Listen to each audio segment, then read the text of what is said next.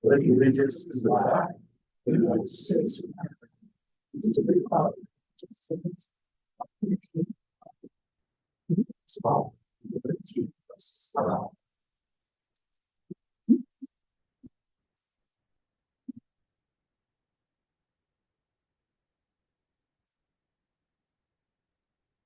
Good evening. So the first thing we have listed here is a presentation from the fire department Community Connect app. Is Captain Wenrick here? Oh, yeah. Could you please state your name? Good evening, everyone. My name is Mark Leonard. I'm one of the captains with the Cumru Township Fire Department. Here tonight to present to you in addition to our fire prevention program called Community Connect. A little bit of background of how we ended up with Community Connect is part of our first new reporting system. About a year and a half ago, we were using several different software packages to handle the daily fire department operations. Our incident reporting software company was bought out and the state was looking to contract with a new company for Penford's reporting. We looked at several different options and ultimately switched to First Due as our managing software. First Due is a complete package that includes incident documentation and response, scheduling, personnel records, training records, asset management, hydrant management, inspections and pre-plans, and public education and outreach. The public education and outreach is part of the Community Connect, and we've been slowly rolling out each module, and Community Connect is the latest module that we're looking to go live with. Community Connect is a key part of our fire prevention program.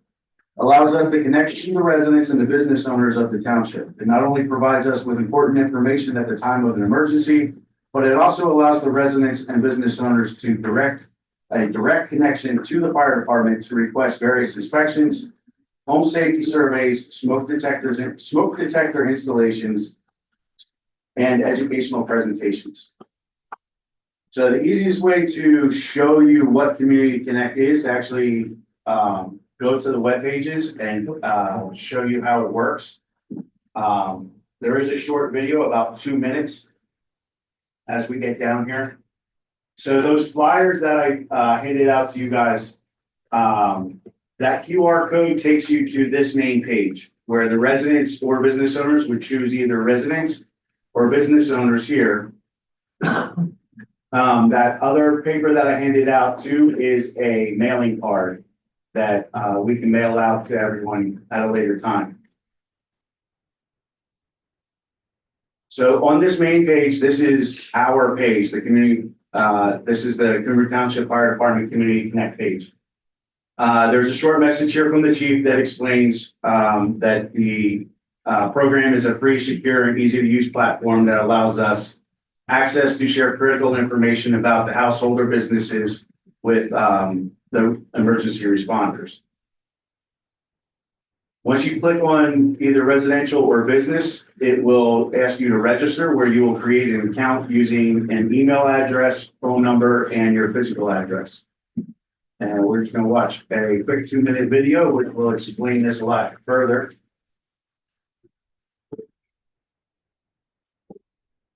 As your fire and EMS agency, we are here to ensure we do whatever it takes to protect you and your family. However, there are many valuable pieces of critical information that can help save lives and property in a real emergency that we don't know until we arrive at your door. Things like how many occupants to expect at your home, if anyone has access or functional needs, or speaks another language, whether or not you have pets or livestock. Structural details like where the bedrooms are, or even where hazardous materials may be located. But now, with Community Connect, you have the power to keep us informed of nearly everything that matters, so we can better serve you when emergencies strike. Community Connect is a safe and secure online program available at no cost to all residents that allows you to provide us with critical property and occupant information that we can access at the time of response, leading to better outcomes in case of fire or medical emergency.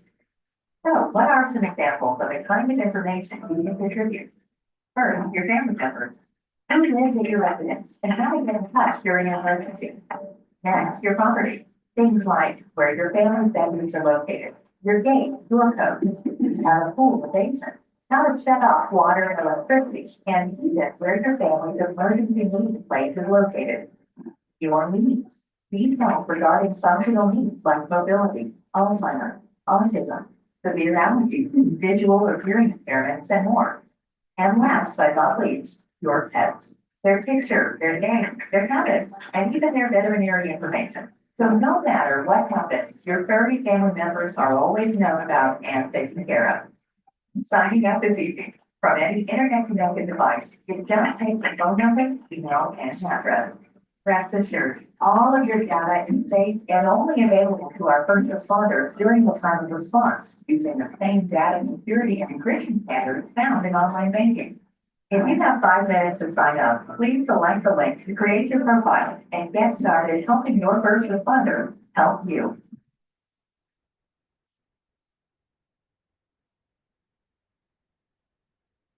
So once you register, as I said in the video there, for residents, you provide your property information, list of contacts, any special needs, and if you want to include your pets. All of this information is completely voluntary. You only provide information that you want to provide. Nothing is mandatory. It will not force you to answer any questions that you don't want to answer or provide information that you don't want to answer. For businesses, it's a little bit different. You can upload your emergency plans. If you have any employees that have special needs, such as evacuating a building, the property information, contact information, but also a big one with businesses is hazardous material storage or any special hazards that we need to know about. The program is secured with an encryption security. There's more information in the frequently asked questions about the security and how the security works. So once you click on this and register, you will go into what they call tiles. And then each of these tiles, you would answer the questions in these tiles. Whatever answers you want to put in.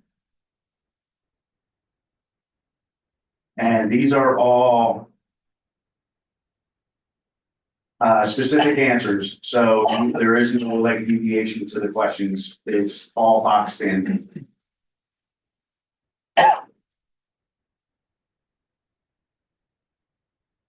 For the commercial or for the business owner, again, it has a little bit more stuff related to the building itself, such as hazardous materials or any fire protection systems.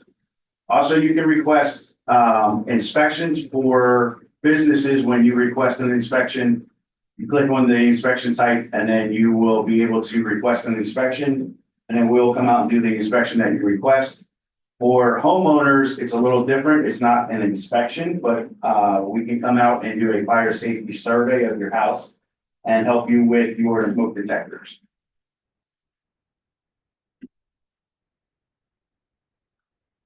Once you're registered, this is the house right across the street here that we're using as an example. So this is what shows up on our map. If there was an incident at your house, we would have this little house that pops up. We can click on that.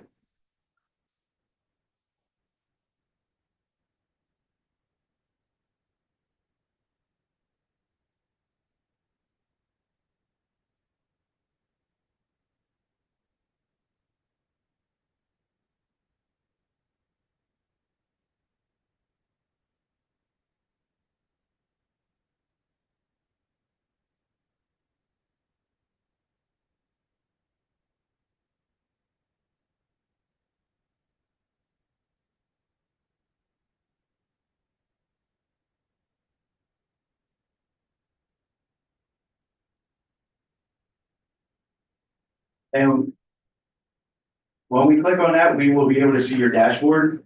And then when you put in that information will pop up on our dashboard. So we will be able to see if this house has a pet, the occupancy information,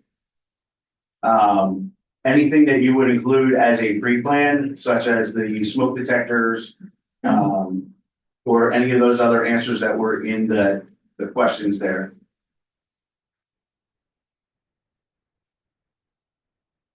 On our side of the system, we have a bunch of resources that we can post on our website. We have the flyers that I handed out, the postcards that we can send out, QR codes that we can post on our websites, different headers, videos. But it also has a bunch of training material here that we can tailor to specific like holidays. Like this one is for Halloween safety, school safety tips, cooking tips, wildfire prevention. There are a whole bunch of these that we have that are included in the program that we can post on our website.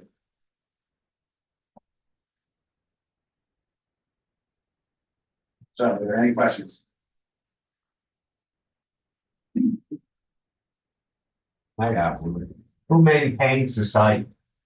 It's cloud-based. It goes back So it to, is cloud-based, so you could Yes. have a security issue. yes, it goes back to First Two, which they are a national company. They handle I don't even know how many emergency services. What do we pay them to do that? To maintain that, that's part of our software package that we bought. Okay, so we bought it. Yeah. You guys bought Yeah, it. Okay. yeah, this is not an extra cost. This is part of the First Two package. And all the advertising stuff, is that all part of the Yeah, package? that all came with setting So this there's up. no extra cost anywhere that we're ever gonna see. The extra cost would be printing out the flyers Okay. for the mass mailings. Our goal for the next year is to target the businesses with the flyers and get the businesses online so we can start building out our pre-plans a little bit more. And then whenever we do another mass mailing, I had talked to Gene about next time we do a mass mailing to include the cards with that mailing, so we're not mailing multiple mailings out. One other question. Yes. Now, with the businesses, don't you already have all that information from when they were inspected to become a business? Not necessarily. Yeah. But that, Not every business openly just allows us in. We get into some of these because like if, by default. yeah, if Like you I, have a fire, guess Yeah. what? yeah, if Yeah, I'm a control the garage, business. I know I have to have an inspection as a garage or a restaurant or something It like also that. gets offered with our business license to do a fire safety survey. Right. I can tell you probably on two hands, outside of the schools, nursing home, health facilities that we have in the township.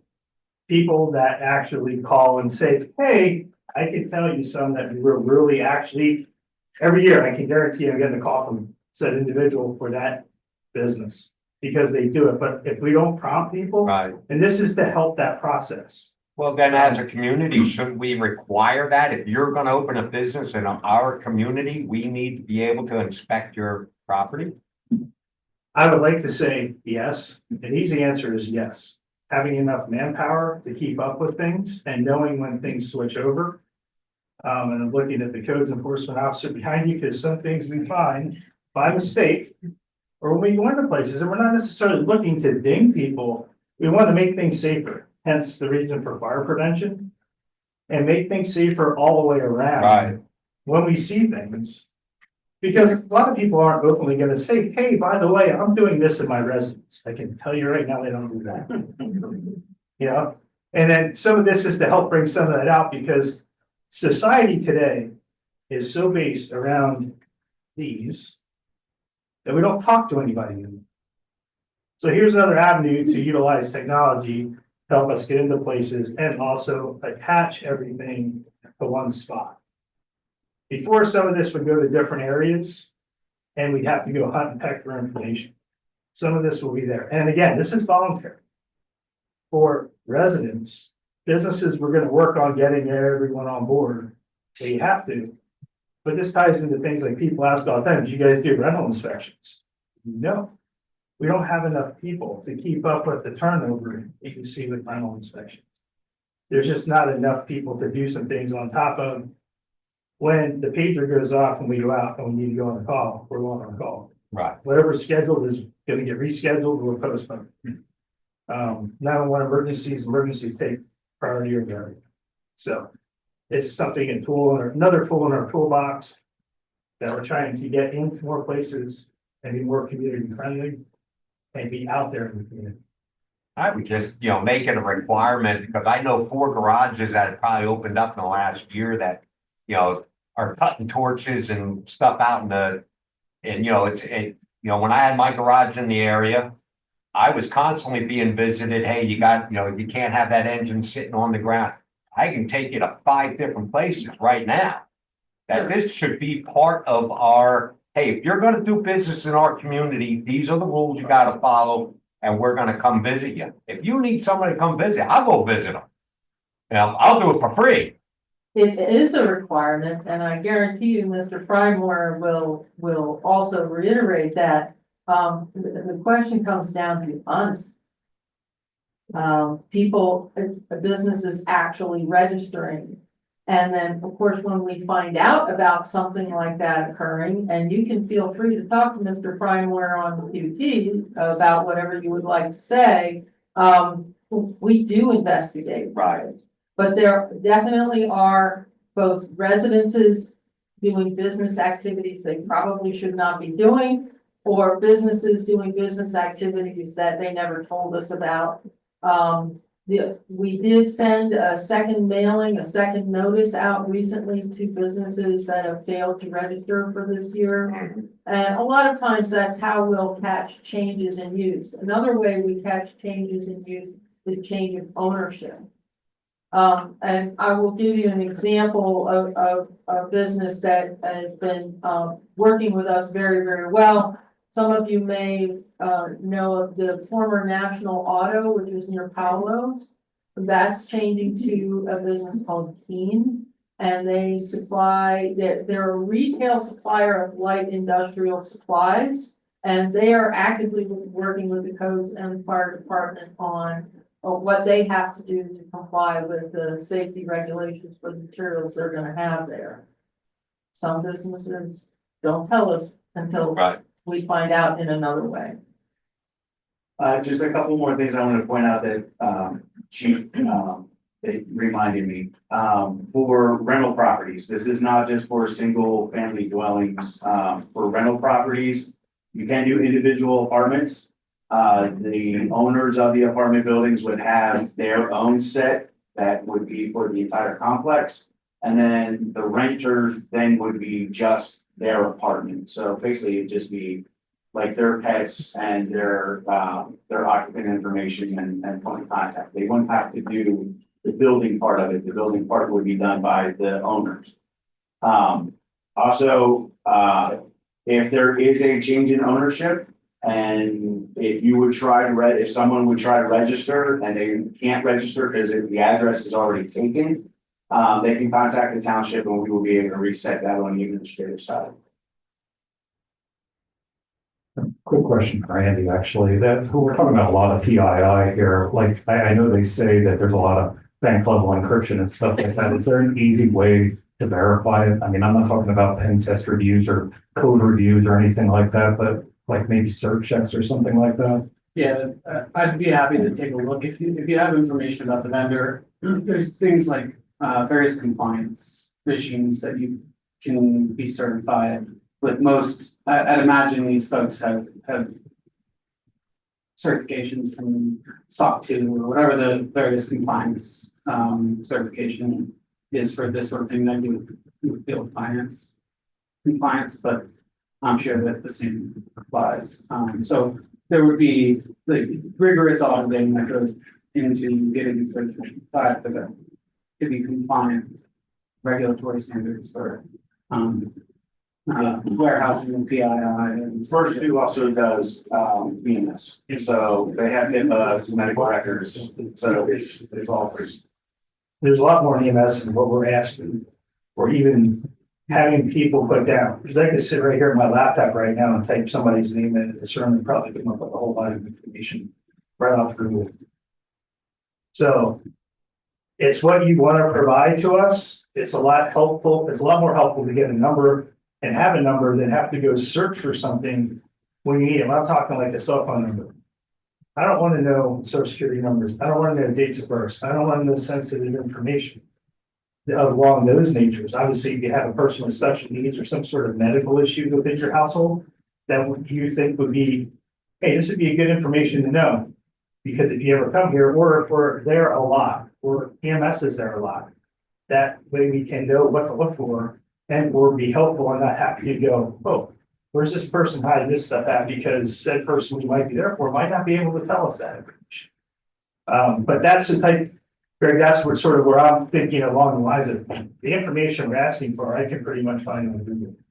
It's a matter of whether or not you want to provide up-to-date stuff that we have it there and it ties to the location. So we're not looking at a bunch of different spots for information. But I'm like double checking that type of standard, but we all know that there's still, even with encryption, and I'll say it out loud in public, there's still issues with that in the banking world and every other world. So I'm like, I don't know what the total answer to that is, but. No, I get it. And I 100% agree with you. It's just now we're attaching liability to it towards it. So if we're soliciting people and having them put the information in there, they could potentially tie back to us. So. And I have some response to that. Up until this, there is something called the data breach law. And a few years ago, the data breach law, which talks about everyone's target account was hacked, that kind of thing. Also in Pennsylvania applies to municipalities. This is the first app that we have that would come under that law. Now, that law applies mostly to financial information like account number, credit card number, etc. And a driver's license number, which can be used as identification. However, it also applies to any app that has usernames and passwords. So the township's obligation is if we are ever notified by First Due that this system was hacked and the list of usernames and passwords was leaked, then the township has an obligation within certain strict periods of time to notify the users that this occurred. I myself, when Captain Wenrick was introducing me to the app, I went on there, created an account for my own house, blah, blah, blah. There are restrictions on the kinds of information you can't put your account number. It won't accept that kind of stuff. Obviously, it can accept a lot of information that we all would consider personal. So this does come under the data breach law. There may be, for this app, since it's non-financial, there may be an incremental increase in our next renewal of cyber insurance. But if we ever go to having, say, sewer accounts online, that's really gonna come under the data breach. Okay, so it took the words I was gonna say a bit out of my mouth. Is what we're talking about here is relatively trivial in the grand scheme of things. When Chief talks about things like HIPAA violations, if this company, and again, I'd be happy to see whatever the certifications are. If this company is certified to warehouse HIPAA information, the requirements to get those certifications involve encryption at rest, encryption in transit, not just technical encryption protocols and regimes, but also like proper segregation of duties and separation of controls. This is a fantastic community education effort that will help our fire department and help save lives and property. And it's not extremely sensitive information. I don't think we have to worry about it. That's all I'm looking for, is to basically check the box that we did our due diligence and then we feel good about it. Yeah, make sure that when you send something out to the community though, that what he just said is in there. You know, because I know myself, with my mother-in-law living with me, she's gonna look at it and go, oh my God, you know, we need to have that put out. And not a little postcard that I accidentally throw away that told me my trash bill was due, you know, something a little bigger. But, you know, we need to, you know, make sure the community knows that, hey, this is what we're asking, and maybe have a fire day down at the local playground or whatever. Bring these guys out with the fire trucks and everything else. Just one step in our future of public outreach. Yeah, I mean, they saved my house from a fire, so I'm all on board as long as, we're safe. Keep in mind that the mailing matters, in the sense that we want to combine it with other mailings. If initially somebody said to me, why don't we mail it to every resident in the township? Well, that's 15,619 mailings. That's a lot of money. Even if you mail it to every parcel in the township, that's over 6,000. So as far as mailing information goes, my recommendation is to combine it with other mailings that we do, to save some costs. The businesses we are required, under the recycling law and the stormwater law, we're required to interact with businesses. And that you're talking 300 to 400 instead of 6,000. So that's the low hanging fruit, sending it to businesses. And when you get to sending it to all the households in the township, you're incurring a significant expense under today's postal rate. What would it cost to get one of them advertising things like in Weiss, where as you're checking out, it blows up in your face, hi, hey, Cumru Township is doing this, because as a business, it costs me like $300 to do that for the month. Yeah, it'll definitely be on the website. It'll be on the fire department's Facebook. We can even put it out, talk to the chief of police about a joint effort. And of course, we can have it at community days. And of course, one of the issues is depends on the target audience. With the crazy boundaries of Cumru Township, which are on the maps right behind you, if you, wherever you put it, will have a different section of the populace. So for example, the Shillington Farmers Market, which is in Cumru Township, it takes a lot of population from the city of Reading, or Wyomissing. There are a lot of other people there. So it has to be thought out what is the most effective way to do this. So one thing I want to point out about that is this system will only accept township residents. The addresses within Cumru Township. If someone outside of the township tries to register, the system will tell them that they are outside of jurisdiction and cannot register with us. Where does it pull the addresses from, the county? Whatever is in the mapping system, which was the county GIS that we uploaded. Yeah. Okay. So is this going to be linked to the township website? Is that how people can find this? We'll put a link on there, yeah. Yeah, there's going to be a link on the Community Connect page to the township website, but also on the township website, we'll link to the Community Clinic, so it will go both ways. Okay, thank you very much. The next presentation, fire station, extension by Alan Wong. If you want to come up, state your name and your business, please. Okay, I can't hear. My name is Alan Wong, I'm with Atlas. I am the clerk of the works for. Alan, check and see if the green light on. Hello? Yeah. Oh, okay. My name is Alan Wong. Oh, I can hear it now. I'm with Atlas. I'm the clerk of the works for Cumru Township on the fire station. I was invited by Gene and Chief Dean to present this time extension change order. I don't know if you have a copy of it, but I think Gene was going to make some for everybody. It's on the commissioner's G drive. It's a no cost time extension, and Alan has details, but the bottom line is I have previewed this to the Board of Commissioners about our difficulties with MedEd. You're on. Yes. So I was invited to help out with that. So what we have is a no-cost change order. All the primes have agreed to extend the contract with no additional cost. The main gist of this with MedEd or First Energy. We had to do a load test and a coordination study. Per that, we already did one earlier, but they want us to do a new one for the facility of all the power needed for the whole fire station. So this took about, well, if you read the chamber, it probably took about 6 months to coordinate and to study every piece of equipment energy usage. There's two things about the load study. One is the actual usage of the power at the plant that's needed. So MedEd can design a transformer for the use of this site.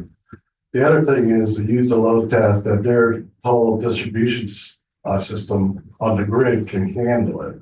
Do they have to run a new line? Do they have to put another transformer?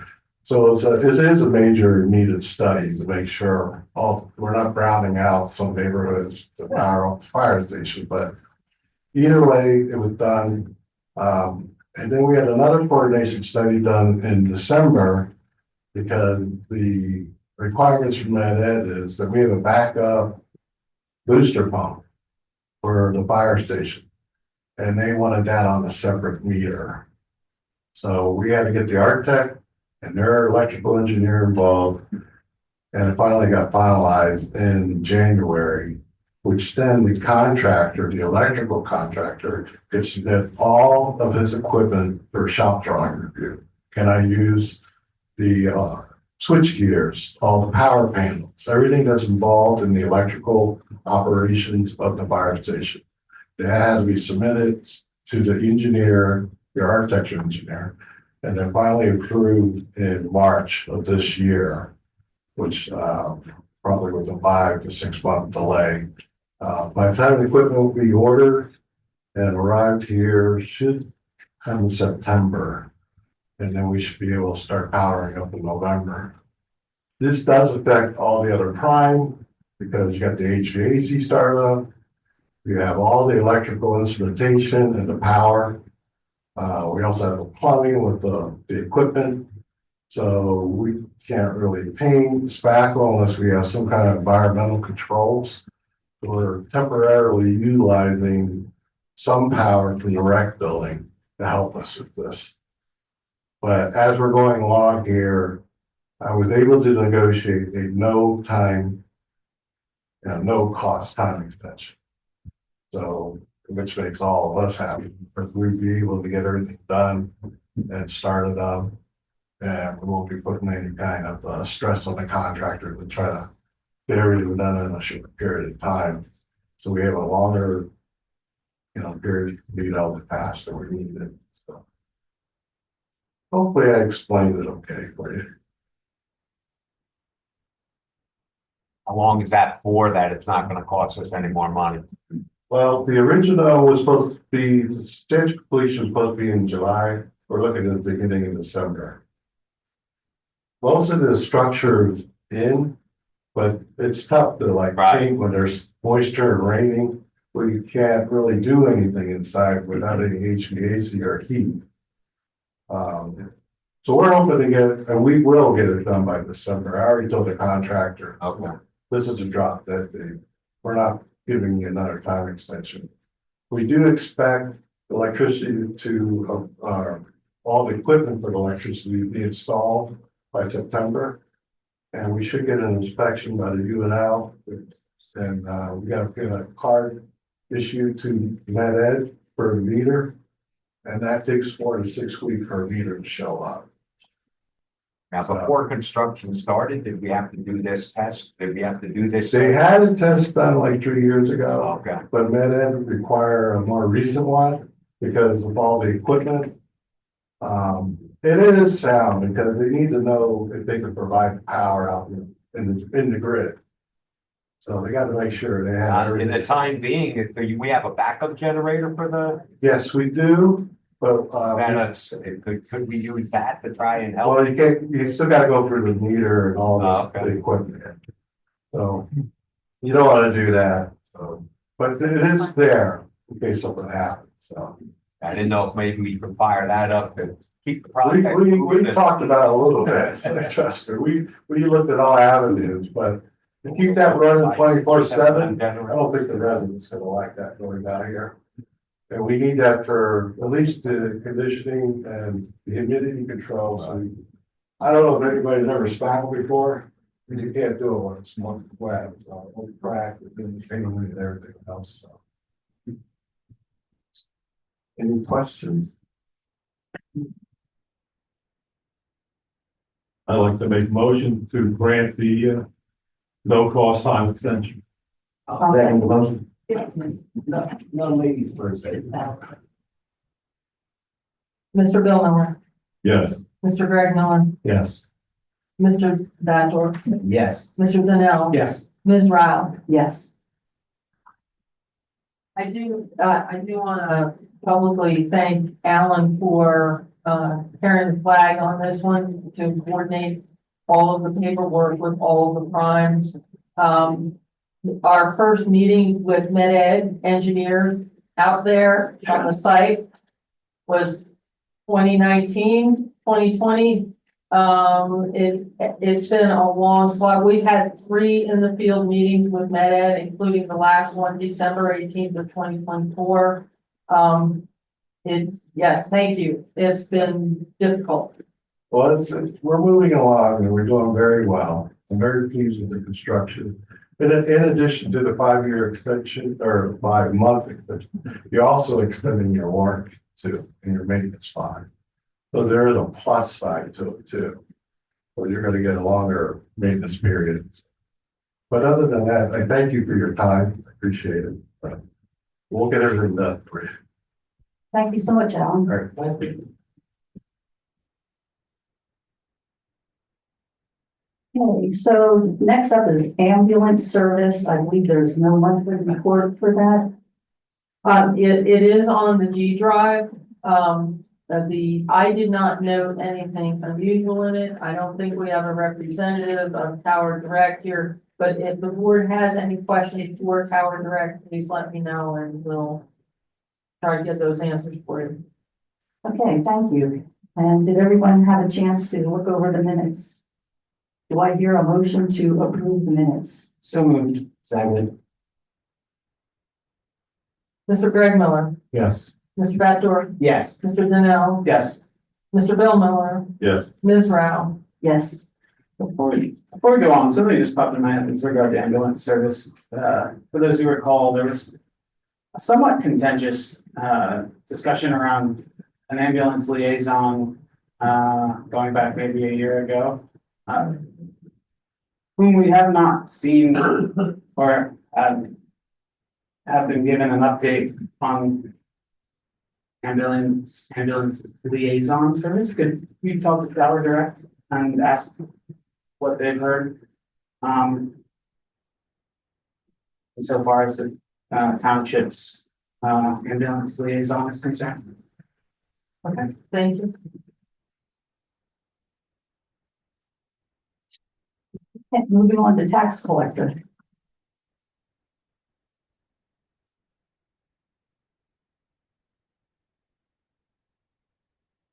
I have nothing in particular to report in regard to the tax collector report, except to say that, we did receive this morning from the tax collector notifications of her, vacation, which will start, the 20th and go through the 30th of this month. And then starting July 1st, she has her summer and fall schedule. And both of those will be posted on the website and, there will be flyers available in the office. Oh, and there, Patty notified me there's some flyers here. About her hours are also printed on the bills.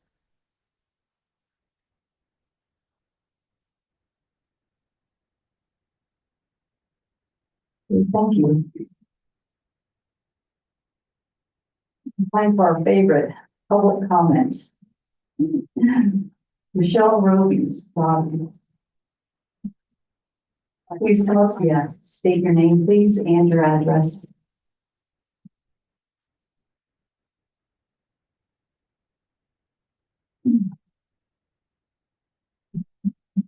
Hi, my name's Michelle Roby and I live at 150 Slim Lane. I know it's not on the agenda for tonight, but I know that it's on for the reminder for next week's meeting. And I just wanted to voice concern on behalf of myself and the other 4 houses on Slim Lane that we are extremely concerned about the request for the special exception that is trying to be filed for 200 Slim Lane. It is a low density residential zoning area, and we've had quite a few issues with up top neighbors. The neighbors up top, the previous neighbors had a septic system that had failed. And we see that it is going to go into another septic system, but with 5 houses on there, the septic issues can be severe. Not to mention the amount of traffic as a private lane. As a private lane, it is up to that above house to pave the lane. We have offered to help pave the lane. It is causing damage to our vehicles, and they keep telling us that they cannot afford to pave the lane, even with the other 4 houses helping out. They have approved for the farm below us, which is called the lower 40, to work on their septic system, but using our lane as a thoroughfare to get to their property.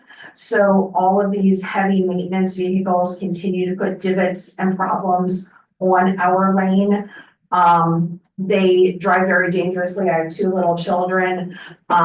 Their dogs are constantly getting loose. They claim that they don't own the dogs until you show them a picture of the dog.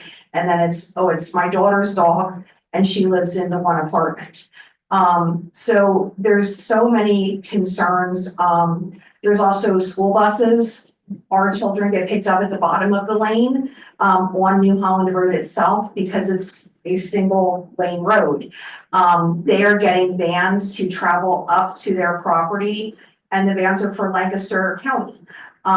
So the use and the appropriateness of their drivers is really lacking the safety that we need on that lane. I've already had standoffs with people because they won't share the road. You know, when you go up, you're the right way, there's people coming down and they stand there and they just shake their head and they won't let us pass. So there's already over 20 people living up in that one residence and the one apartment. So to add additional variances for additional residences and dwellings is extremely concerning to the rest of us. So I know it's on your agenda for next week, but I just wanted to kind of note for this week going into next week that we are extremely concerned. The most important thing you can do is to testify before the zoning hearing board. Okay. Just telling the Board of Commissioners is good, but with a zoning hearing, it doesn't count. So you and anyone else who is concerned about this case needs to appear. Next Tuesday. Yes. Okay. And it's 6 p.m. in this room on the 24th. Are there any special things that we should bring? Video. So the zoning hearing board solicitor will fill you in at that hearing about what you can do as the public to participate. And you can either become a party to the hearing, which means you will have the opportunity to cross-examine any of the applicant's witnesses. That means you get to ask them questions. You can also, as a party, present your own evidence and your own testimony. Okay, you also get appellate rights if you become a party. If you just make public comment, you get none of that. So make sure you decide how you want to participate in that hearing, whether you want to become a party or whether you just want to make a statement. Okay. Okay. I That's the best appreciate advice I that. can give you. Thank you so very much. I do appreciate everybody's time. I just wondered too, like for our own edification, I read the application that's in there. And I don't know if it's possible to give like a little bit of overview for people just around what they were talking about, because it looks like there's a lot of moving parts with this, with new buildings being built that weren't of code and there's zoning violations and lots of people living there. High level. This property, 200 Slim Lane, has been the subject of code enforcement for several years. Mr. Frymore has been. Oh, so we're right familiar with Mr. Yeah. Primer, with the Yeah. biggest resident, so thank you for that. In fact, there was an executed search warrant in relation to codes a couple of years ago. Now the ownership has changed. And the new owners are the ones who actually hired counsel and filed the zoning hearing board application. So I will say that the new owners are following procedure that the previous owners should have. What the outcome of this zoning hearing application will be, I have no idea. This has been a contentious issue for quite a while under the previous owner. What's being contested? Is it the building of those other buildings? Yeah. It's having multiple dwelling units on a single parcel. It's case of what family decided they could be just using that disguise. No, they're that big of a family. And I was gonna say, and, Personally, I'm mistaken. yeah, I was gonna say, and the other residents, the other four houses, every single one of us has been there over 20 years. So we're all very aware of all of the previous situations. And all of the difficulty it took for that. I know my neighbor actually had to even install a ring camera and was sending documentation to Mr. Frymore and things like that. So yeah, we're just trying to keep the kids safe and the community safe. One of the biggest things with this, essentially it's a compound. And the zoning hearing board, a couple of years ago, maybe even not that long, had a zoning hearing for a different location that wanted to establish a compound of multiple dwelling units on a parcel that does not have sanitary sewer. Everything is on lot sewer. And one of the big concerns in that case was, I know that tiny homes are all in the news and everybody thinks, isn't that a great idea? But that still doesn't alleviate the requirements for proper sewage disposal. And that was one of the concerns with that prior zoning hearing, which proposed multiple tiny homes on one parcel. And that I know is part of the code enforcement record in regard to this particular parcel is the sewage situation with multiple dwellings. Is there proper sewage disposal? I can't answer that. That's beyond my expertise, but that is one of the main concerns. One of the things I do want to say is there are a number of people probably in this room who have either in the past subdivided or contemplated subdivision, and we'll just do a shared driveway. This is exactly why the planning commission for many years has required agreements for new subdivisions with shared driveways. Now, this subdivision is quite old. It's back in the 1980s, but this is why it seems like kind of a pain in the neck. Why can't I just subdivide and give a lot to my child and have a shared driveway? Because you may end up with a different owner at some point, and each owner has to have some responsibility, and this is one of those difficulties. Maybe this is a silly question, but if the zoning hearing board rules against this, these buildings are up. Like, what happens? Do they have to take them down? That's a good question. I think you need a lawyer for that, but there will be ongoing code enforcement. If you look on the Zillow listing, every one, like literally just like your backyard shed, they put a wood stove in and a kitchen and they call it a dwelling. And they're on the Zillow listing, there's probably 5 kitchens seen and a disturbing picture of the electricity going into the property. Are you Steve? Yeah. Yeah, do you want to make public comment? Do you want to come on up here and state your name and your address, please? I'll tag you. Correct, to answer your question, it's not that they have to tear them down, they just can't use them the way that they're being used. So eventually, they're gonna end up getting placarded if they keep doing that, or we'll have to file some sort of lawsuit to stop them from using the property where they're not permitted to. But they won't necessarily tear the structure down. Yeah, so, hi, I'm Steve Palange. I live at 100 Slim Lane in Milton. I live at the bottom of the lane.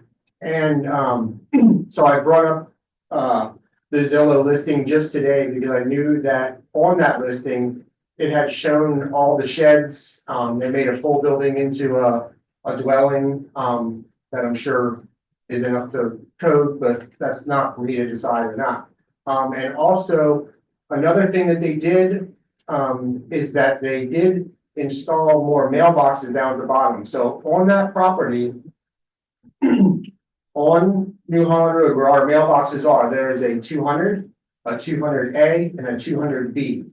And I have brought that up to the township prior, back when the old neighbors were there, with all the other problems. So I just wanted to bring that up tonight as well, that I don't know how they could possibly have 3 mailboxes when only it's, it's not, registered as that, on the deed. Mailboxes are not within the jurisdiction of the township, and people do things like that quite a bit. Okay, They, didn't know that. whether it's a real address with Berks 911 is a whole nother issue, and that's one of the reasons I asked Captain Wenrick, where are you getting the addresses from? And it's coming from Berks 911. So I will bet you that A and B are not sanctioned addresses by Berks 911 or the post office. They just did it. Now, I'm not saying it's right either. But I would recommend that you take the same advice that the solicitor gave to Ms. Roby, and that is show up to the hearing, become a party, however that happens. Yeah, all you have to do is have standing, which means you live in close proximity and have a substantial and direct interest in We'll all things. So be there. you'll meet that standard Okay. really quickly. Okay. But I mean, did they have to like hire a lawyer or something like that, or? You can bring an attorney if you want to bring an attorney. You are more than welcome to do that. I know it's next week. You're more than welcome to have counsel with you representing you. You can also show up yourselves and represent yourselves in whatever you desire. Thank you. And actually, thank you for confirming that the mailings got to you and you saw the postings. Got it. Thank you. Thank you. Thank you. Next up, well, we have 3 different people listed for, light path. Oh, so they're not anybody else.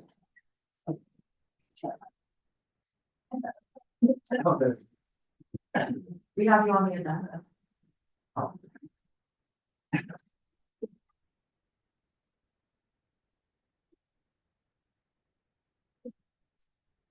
Okay, moving on to departments, Chief Madison, Winchester. Good evening. You all should have my report on your tablets, a monthly report. Just wanted to point out just a few what I consider higher profile incidents that occurred as of late, just to kind of keep the board informed as to 1, the amount of work, and 2, the quality of work that the officers are doing. We did have a burglary that was reported in State on Pond, and one of our officers did a great job following up with that and ended up making an arrest. It was at the smoke shop on State on Pond. And they ended up tracking down the suspect, and making an arrest in that incident. The other was we had a few incidents where we assisted other agencies. We assisted Spring Township. They had a bank robbery not too long ago, and we participated in trying to locate the suspect. And our officers actually did locate the suspect, and effected the arrest for Spring Township. So it was a great cooperative effort, but I think our officers did a little bit better than everyone else because we got. Yeah, so we did have a few incidents that were generated in Reading, that involved firearms, and that then went into a vehicle pursuit, and they ended up crashing in Cumru Township. We do play a part not only in the accident investigation, but also the theft investigation. And it was tracked to a auto theft gang, if you will. that was operating in the tri-state area. So our detectives are working with detectives in the tri-state to kind of wrap up a bunch of cases. So it's not always what it appears. I think that was the breaking news that came across 2 weekends ago with 422 being shut down. So the media realized that there was something going on because there's so many police cars there. It wasn't just a routine accident. That's actually what it was. Remarkably, although it was a rollover crash at very high speeds, the suspect was not injured at all and was able to flee the scene. And is still on the run, I believe. I don't think he was apprehended at that time. So, and then one of the things that this is more of a PSA we've received, and we're not alone. Everyone's really received this, and I think it was even announced at the state level by Governor Shapiro that we are seeing an increase in fraudulent phone calls and scams, and unfortunately, we're not immune to that, and we have had victims of this scam. They call up and they claim that they missed jury duty or IRS scam. Where they'll say that they owe the individual owes money, and the other one, in most of them, they're looking for Bitcoin. So anytime anyone contacts you and says that you missed something, you wanted for something, there's little things to pick up on that may not be noticeable. So if there's ever a question, call us right away. We can put you at ease to tell you that this is a scam. This is not real. One of the things that they're doing is when they contact the individual, telling them they missed jury duty, they're telling them that they missed federal jury duty. And this is the Berks County Sheriff's Deputy calling them. Well, Berks County Sheriff's Department has nothing to do with federal court. That's the U.S. Marshal. So that's like indication number one. And then second of all, anytime they would tell you to go to the bank or go to the store, get any kind of gift card or any kind of card, money card, or Bitcoin machine, that just further can confirm that this is a scam. Unfortunately, we did have a number of individuals that fell victim to this, upwards of $60,000. That may seem shocking, but unfortunately, that is not that shocking. If I reported the amounts of fraud that occur on a regular basis, it would be shocking to you. But they're very convincing, these scam artists, and they also prey on individuals being harassed and not contacting us. So please contact us before you will do anything, and we can help you to ensure, like I said, your mind at ease that these are just scams and you're not wanted. So please call us. That's what we're here for. We'd rather get calls on a regular basis than get calls saying, I'm not sure if I can recover, I lost $20,000. And then the answer is usually, we're not sure we can recover that. We are working on one of these cases with the district attorney, who's providing guidance from his office on the investigation, which involved Bitcoin. Bitcoin, I can tell you, relies heavily on their warnings that they provide on the machines that indicate that if you are a victim of a scam, you're potentially not going to get your money back because technically, when you withdraw this money from Bitcoin or that company is the victim, if you will. They're giving you the money. So like I said, we were acting on guidance from the district attorney's office. We did seize a Bitcoin machine and the money within, returned it back to the victim. Now, whether that victim gets to keep that money or not, who knows? But the district attorney's position is if we can try and, kind of correlate all of these different cases into a bigger picture that maybe will create some legislation that will help protect potential victims and hold these Bitcoin companies more accountable, or these corporations more accountable on just providing money. Maybe it'll be some good out. I don't know. Like I said, we're kind of he's taking the lead and we're just kind of following and trying to do what we can. Can I piggyback on that, Chief? So just so everybody's following, I know Bitcoin is something probably everyone's heard of. Most 99 plus 3 to 5 nines of people don't understand. I'm not gonna explain what it is. If anyone ever asks you for Bitcoin, say no. Period. You do not transact in Bitcoin with any official group, entity, institution, period. Further, just adding to what Chief was saying about these phishing attempts, one thing you'll often see in these phishing attempts, if it's an email, there's ways they can spoof an HTML URL link. You drag your mouse, if you're on a computer, and hover on it, you will see the actual URL behind the link. If it's like supposed to be google.com and it's gaggle.com, don't click on it. If it's supposed to be Pennsylvania Department of Motor Vehicles and it's something that's not that, don't click on it. These are common ways to sort of sift through phishing attempts. This stuff happens all the time, but you point, the people who do this are really good at what they do. They're very convincing, they find very compelling reasons to click on these links. Don't click on them, just please be judicious, and if they're asking for any sort of untraceable transaction, don't do it. So, thank you. The next item on the list is National Night Out. I talked with liaisons. We are having a National Night Out this year. Hopefully weather permitting. Last year we did schedule one that got canceled, but we ended up doing a trunk or treat, which was very, in my opinion, successful and enjoyable. So we're coordinating with Shillington Police Department and Brecknock Police Department again this year for our National Night Out. One of the things that has come up was we were contacted by an organization within Shillington that wanted to participate and essentially set up a stand and provide information, be interactive, involved, set up some games and participate in National Night Out. And again, I spoke with liaisons about this, and we do have a game plan, if you will, on how to address that. But we wanted to present to the board if consideration wanted to be made in establishing some sort of policy on allowing or not allowing these outside organizations to basically request or give them permission to participate. It is concerning because, again, for National Night Out, it's a community event hosted by public safety and encouraging building relationships with community members. And there are organizations and businesses, as everyone knows, within the community, within the organization.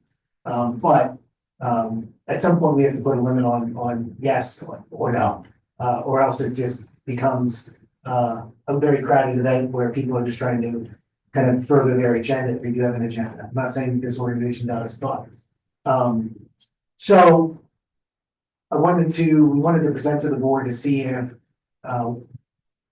some sort of I guess you could say policy or guidelines or guidance should be established. If you'd like liaisons and myself and Jean to discuss that, and also with Kelsey, or if there was any ideas on from the board on that. Curious, do you think there's any virtue to any outside groups participating, or is it just a number of them that are sort of drowning out the purpose or the mission of what the event is? Well, we do have some organizations that I have reached out to, and what I call them as community, I'm sorry, like to form a partnership. And what they've done, I've asked them to donate various things. For example, Diamond Federal Credit Union has a community, robust community kind of mindset organization that they like to participate in these things. They donated 2 bicycles that we were able to give away to the best costume for a male, boy and girl. So organizations like that I reached out to and considered partnerships with, that's beneficial for us. This in particular organization was a church organization. I would feel very uncomfortable going to them saying, yeah, you can participate, but you're gonna have to donate some things. You know, so, and again, it's not so much that it's a nonprofit church organization. I just don't want to get into a position where we're getting various organizations saying you allowed them to do it, but you didn't allow me to do it. Yeah, you're choosing one over another. Correct. And you're running into some First Amendment issue there too, I think. The difference is that this particular organization wanted to run activities, not donate, material goods or food or money, but they wanted to actually incorporate their own activities into the National Night Out. And it comes down to, there will be other organizations asking to do the same thing at township events. And there needs to be some kind of limit put on this kind of thing, or every organization will ask to participate, and it will become unwieldy. And then when somebody is rejected, then it'll be, well, why did you reject us and not the other guys? So it's really, what do you want the rule to be? This is something like maybe like not just for these events, but like a community event partnership rule, where like if you want to partner with the township, you need to maybe sponsor or something to, I don't know what the dollar figure is. So that, I mean, we want to get community involvement, but I think Chief, like, we don't want people just like sort of drifting on this township. Not that any one particular group or person is, but I don't think we want this freeloaders for the work you guys are doing. Isn't there a national night out for like Northern Berks Regional or something? And I think they require you to pay to set up a table or be a vendor or sponsor it. I'm not sure, to be honest with you. I know it's obviously, as the title indicates, it's a nationally sanctioned event. We register with, National Night Out. I'm not sure how they operate. And this might be as easy. I know we have, whether it's informal or formal, Gene, you can correct me. We do, and have taken a position on, say, for example, politics in events like this. We don't allow that. So it may be something, this may be something as, easy, if you will, is not setting a steadfast policy, but handling on a case by case basis that, and allowing myself to say, unless I reach out to the organization, we don't allow organizations to come unless we're inviting them to participate in this. What kind of kicked around when we talked about this a couple of weeks was that we wouldn't let anybody come in and like set up a tent first day or something like that. But if they were a sponsor, like they donated a bike, like Chief was talking about, if Diamond wants to put up like their insignia or something like that, if they want to put a banner up or whatever, that's okay. But we don't want, whether it's church groups or businesses or whoever, setting up some sort of tent and taking away from the event itself, which is supposed to be a night to believe. Yeah, I think that makes it easier. If you say, look, if you're gonna donate money or in-kind items or something to the event, we'll put up your logo and give you some free advertising. I mean, it's. And that's what we've done with donations from, say, for example, Giant donates funds. They do that through giving us gift cards to actually spend at Giant, which is great. And we put out their cards and make it known that this was donated by Giant. Berks Hot Dogs, they donate the hot dogs, and Beef and Hot Chips donates chips. So, it's, and then the township also, we budget every year to put forward money to make sure it's a successful event for getting drinks and things like that, and providing games and for the children. So, yeah, I think that my opinion, sometimes it's better to have something more informal than steadfast at all. When it comes to like a policy, and it's in writing, and then you're kind of down by that. Well, I'm more than happy to have an informal setup. The only thing I would maybe advocate for formality on is things like politics and religion. I think to Kelsey's point, I think like First Amendment issues, I don't care, whatever the religion is, could be church with a flying spaghetti monster. It doesn't belong at a township sanctioned event. It's not the way we should be operating. Right, and just kind of qualify that, we don't prevent anyone from coming. Right. So they can come, they can wear a shirt, any politician can come, any shake hands, kiss babies, and we're not gonna prevent shake babies, but setting up a stand and kind of patronizing, or we're trying to get something like that along those lines. But yes, I think honestly, I think that's best. I think that's what the liaisons kind of, felt as well, correct me if I'm wrong. Kind of gave me guidance on reaching out and resolving this. Where are we landing there? I mean, are we putting something in writing together? They got, what I'm asking is maybe we just formalize like what we won't ever do sponsorships with. Outside of that, Nah. Well, it's up to you. Are we talking about sponsorships? Or are we talking about people coming?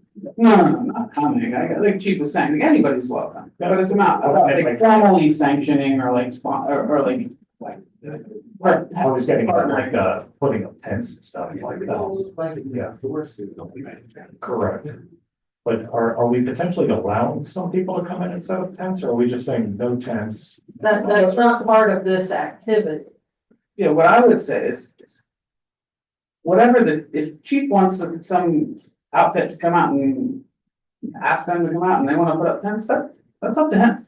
I don't care. I just think there's certain things, it doesn't matter whether it's a police event or public works or fire or anything that the township should not be doing, which is things that cross certain First Amendment lines, things like that.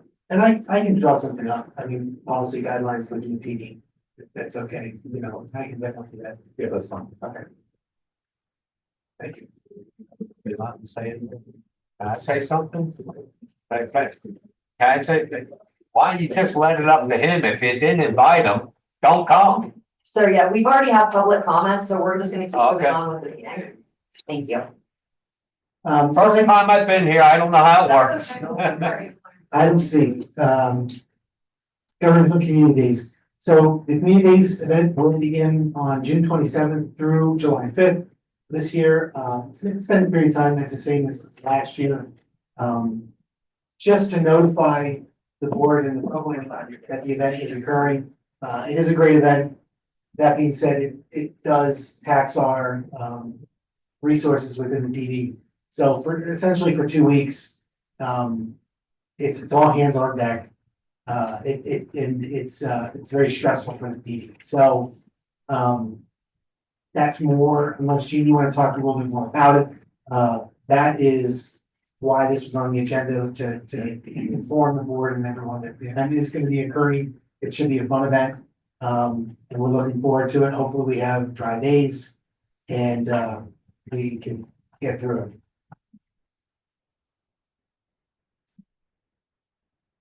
And that is all I have. Thank you. Next is Fire Department, the Chief Bean. Good evening, commissioners. Public, first and foremost, thank you for allowing us to do the presentation on the community connect tonight and also on the motion to for the time extension of the building. Obviously, there's some things there that we can't do without certain pieces of the book. That being said, my monthly report was provided. If you have any questions, I'll be glad to add some. I'll hopefully be able to answer questions. If not, there's one thing I'm going to use one of the police chief's things, public service announcement thing. We're getting into summertime.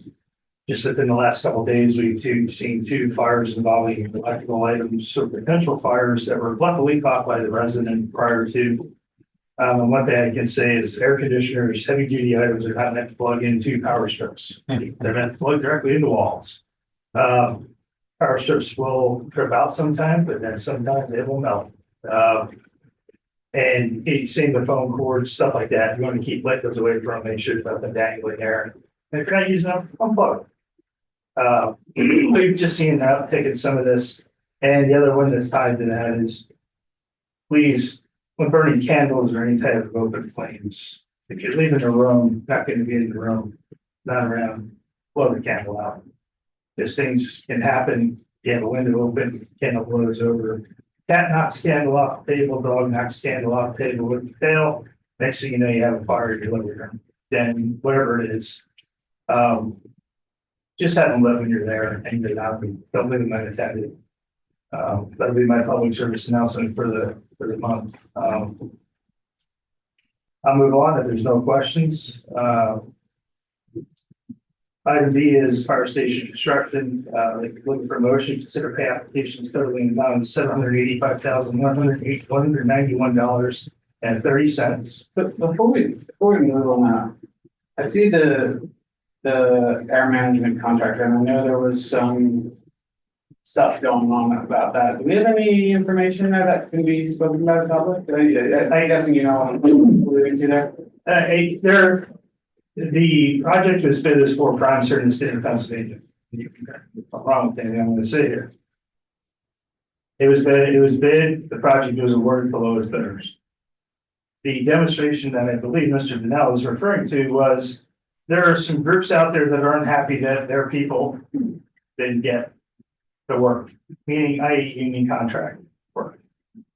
We have a mix of both on the property.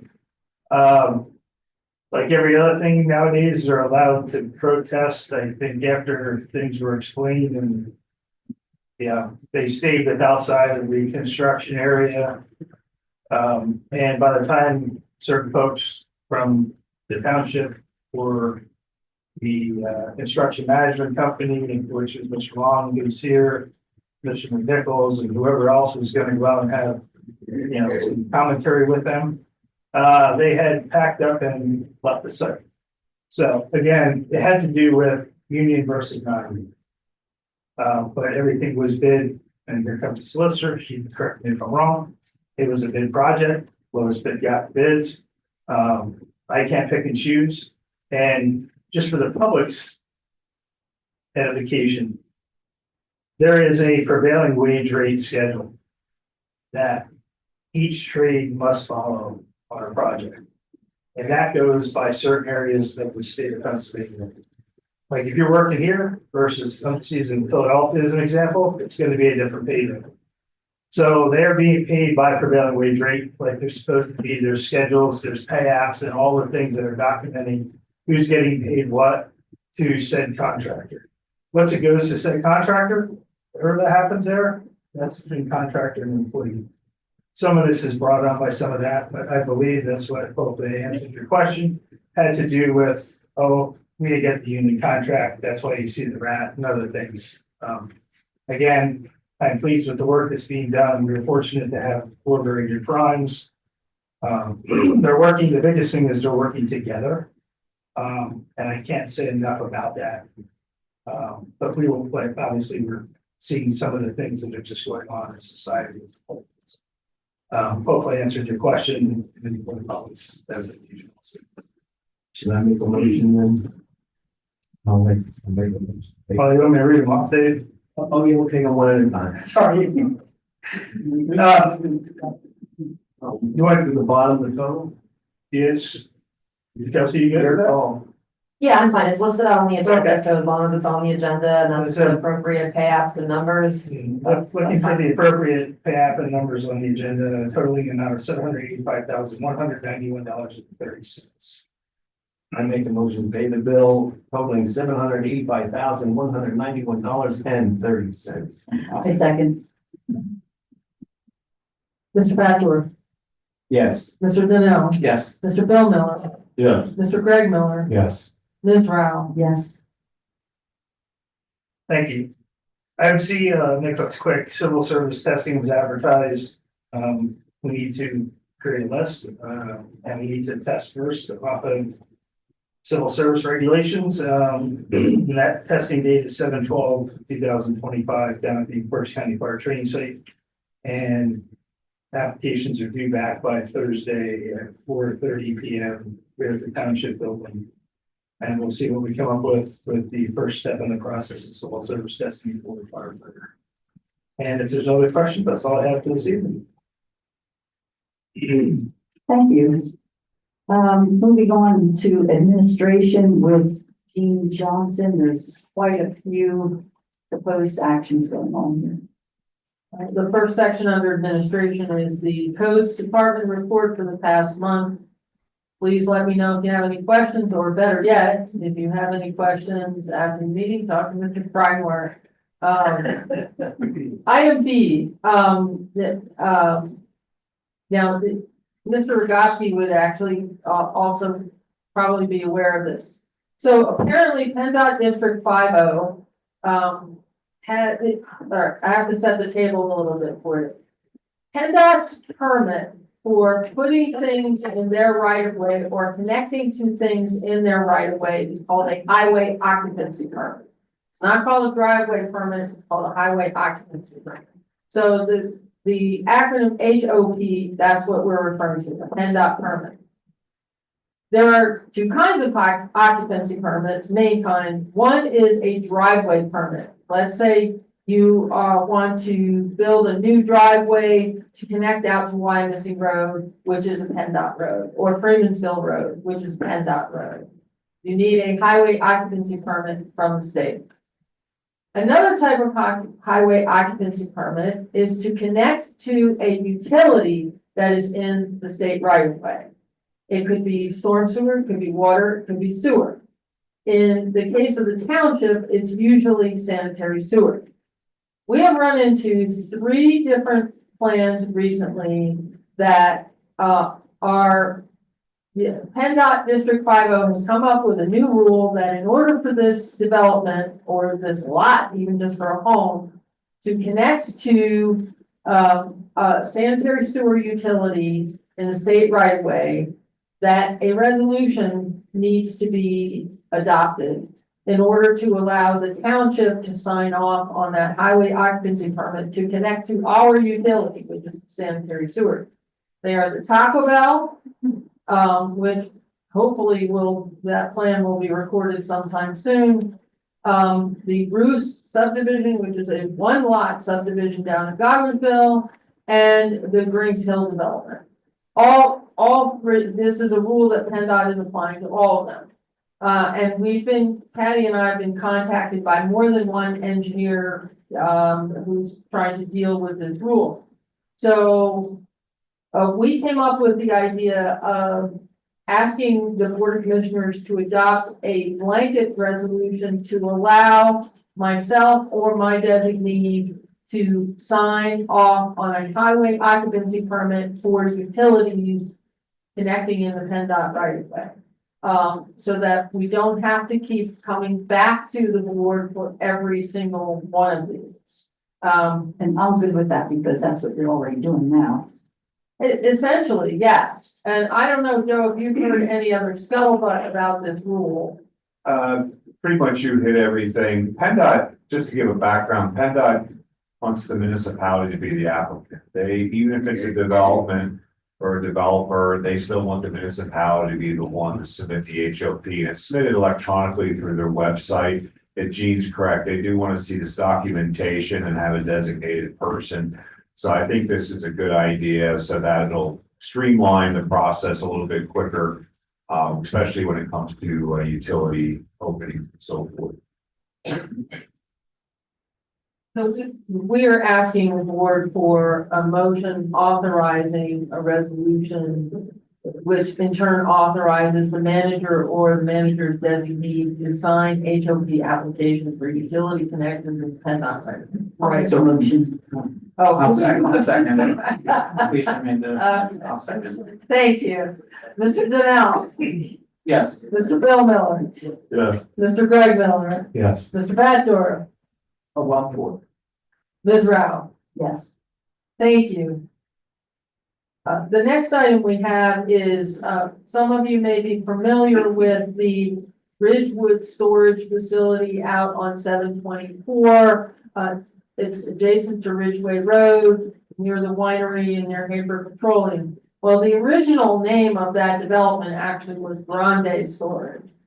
And there is still a very small, that development was completed several years ago. There is still $2,000 in their escrow.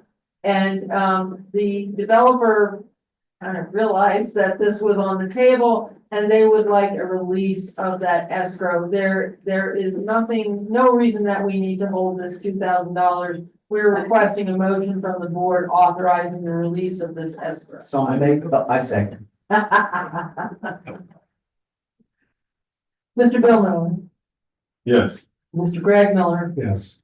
Mr. Baddour, Yes. Mr. Donnell. Yes. Ms. Rao. Yes. Thank you. The next item. The planning commission for many years for decades, has allowed what they have called informal discussions.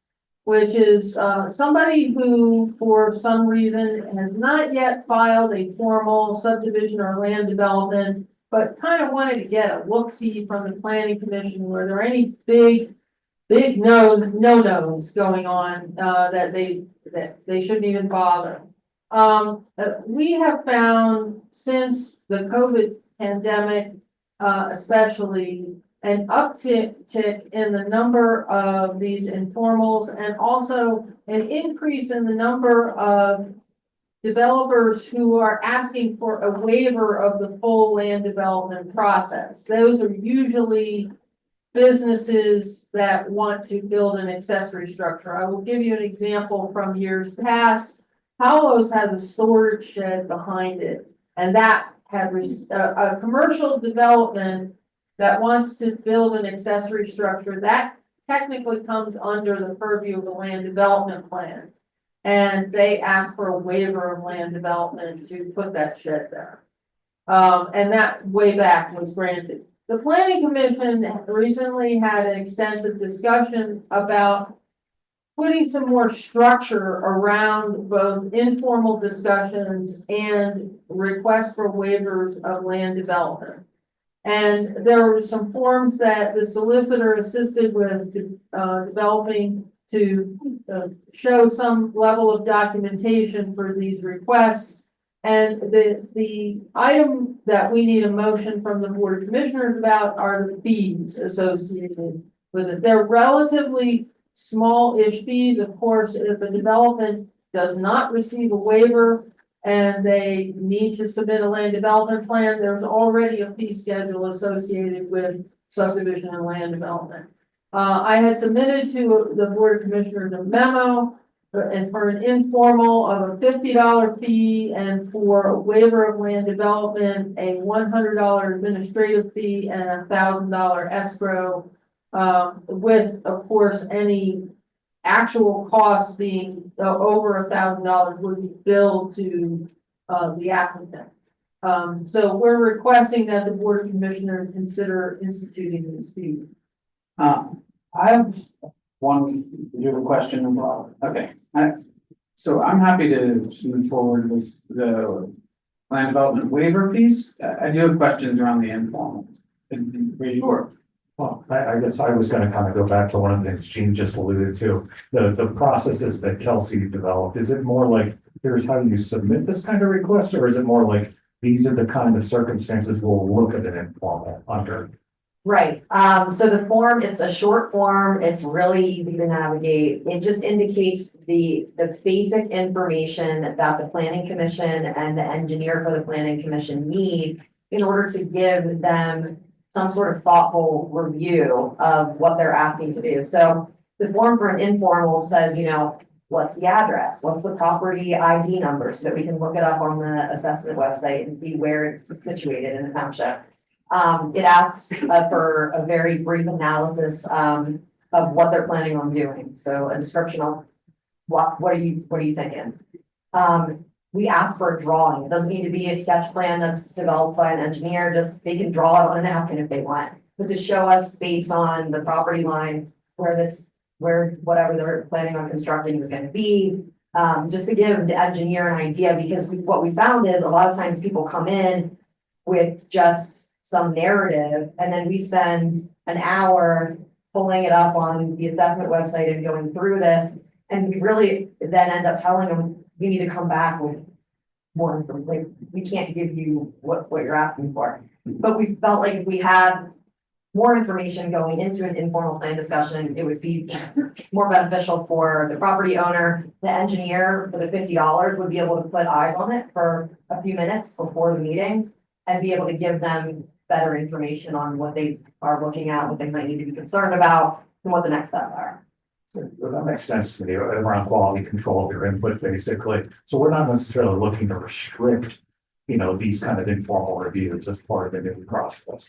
No, if someone did come into the planning commission meeting and say, hey, I have this, and they didn't know the process, hey, I have this informal question about the plan, we can say to them, hey, we have a process for that. Here's the application, and you can get it from the township building, and it'll give us a better idea of how to help you.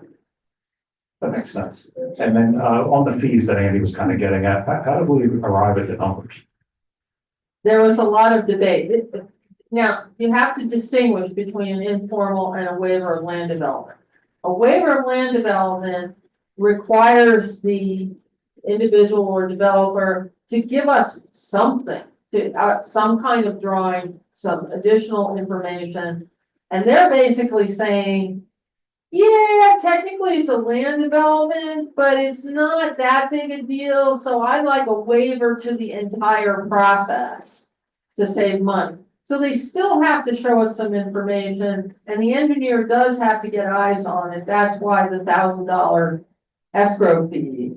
An informal discussion is really back of a napkin stuff with, you know, a locator and whatnot, but that's more, okay, do you think there's a huge giant roadblock to even putting together a schedule for this? And sometimes there is. Sometimes, oh, did you know there's 150-foot electrical right of way right through the middle of that property? You know, or something that's really big deal. So there's a qualitative difference between the two. Yeah, I guess what I was more alluding to in formals is more around, and I'm happy to be told this is not the case, but the sound of when I hear informals is there's not like, this is like happening outside of public purview. And I would be concerned about like, if, like who's involved in the informal review process? Is it the planning commission themselves? Yes, but this is all public. Okay. It's all the planning commission, it's public, anyone can attend them. Okay, then So, I'll that was give my you, only concern. I'll give Seems you an like some example. kind of stuff, like, Yeah. is this informal review Right. still up? I'll give you an example that recently happened. A gentleman came in for an informal. We did not have this form. Yeah, so he came into the public section of the meeting and he was talking about buying a lot up on Main Road that was being advertised. And sometimes, as the other gentleman alluded to, sometimes the advertisements are not what we would desire. We often get inquiries from people, I saw this online. And this gentleman came in and he claims he was told by an individual associated with this property that he could put a family compound there, very similar to what you were hearing previously, that he could build his own home and a home for each of his 5 children and would have 6 homes on one piece of property. We do not allow that. As you can see, it has to go to the zoning hearing board.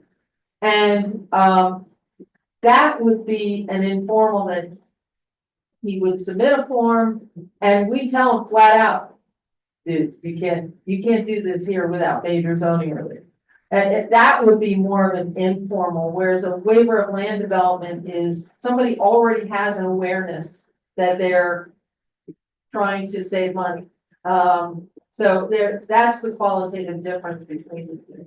My concern is just, is this still part of the formal, Oh, formal in the yeah. sense that it's out of It's public absolutely meeting? public. And one of the questions that you haven't asked, that one of the planning commissioners did ask when we were discussing this is, well, what if somebody comes in expecting to do like an informal and they haven't filled out a form? And my response to that was, you need to be able to say no. Now, Mr. McNichols has a great phrase, it's one of my favorites. The hardest thing we do here is tell people no. So if somebody comes in and they haven't either submitted an informal form or a waiver of land development form, the answer is, we can't help you at this meeting. You need to go through the process. And they can say whatever they wanted to say in public, but they might not get any feedback.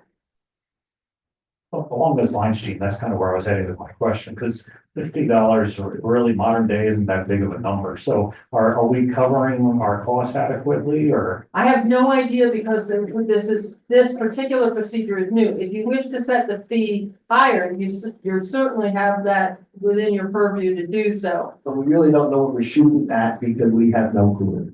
But I guess, but in terms of like the cost, we can think about what it is we're talking about, which Is that is, significant? well, that's what I'm getting at. It says like, to me, like an informal is, should be no overhead cost, right? Because they're coming to the meeting and just asking a question, and you're either giving them a thumbs up or a thumbs down. We're not like contracting somebody out to like look at stuff. So, Yeah, that's the theory, yes, on that one. I mean, not the land development. Right, the waiver of land development has to be looked at by the end. So I would actually argue that we have no fee, just enforce that you don't get any informal response at all without submitting the paperwork. It's more paying for the planning secretary's time, a little bit of time, because there is some, you still have to track these things. Okay. So that's what the $50 is.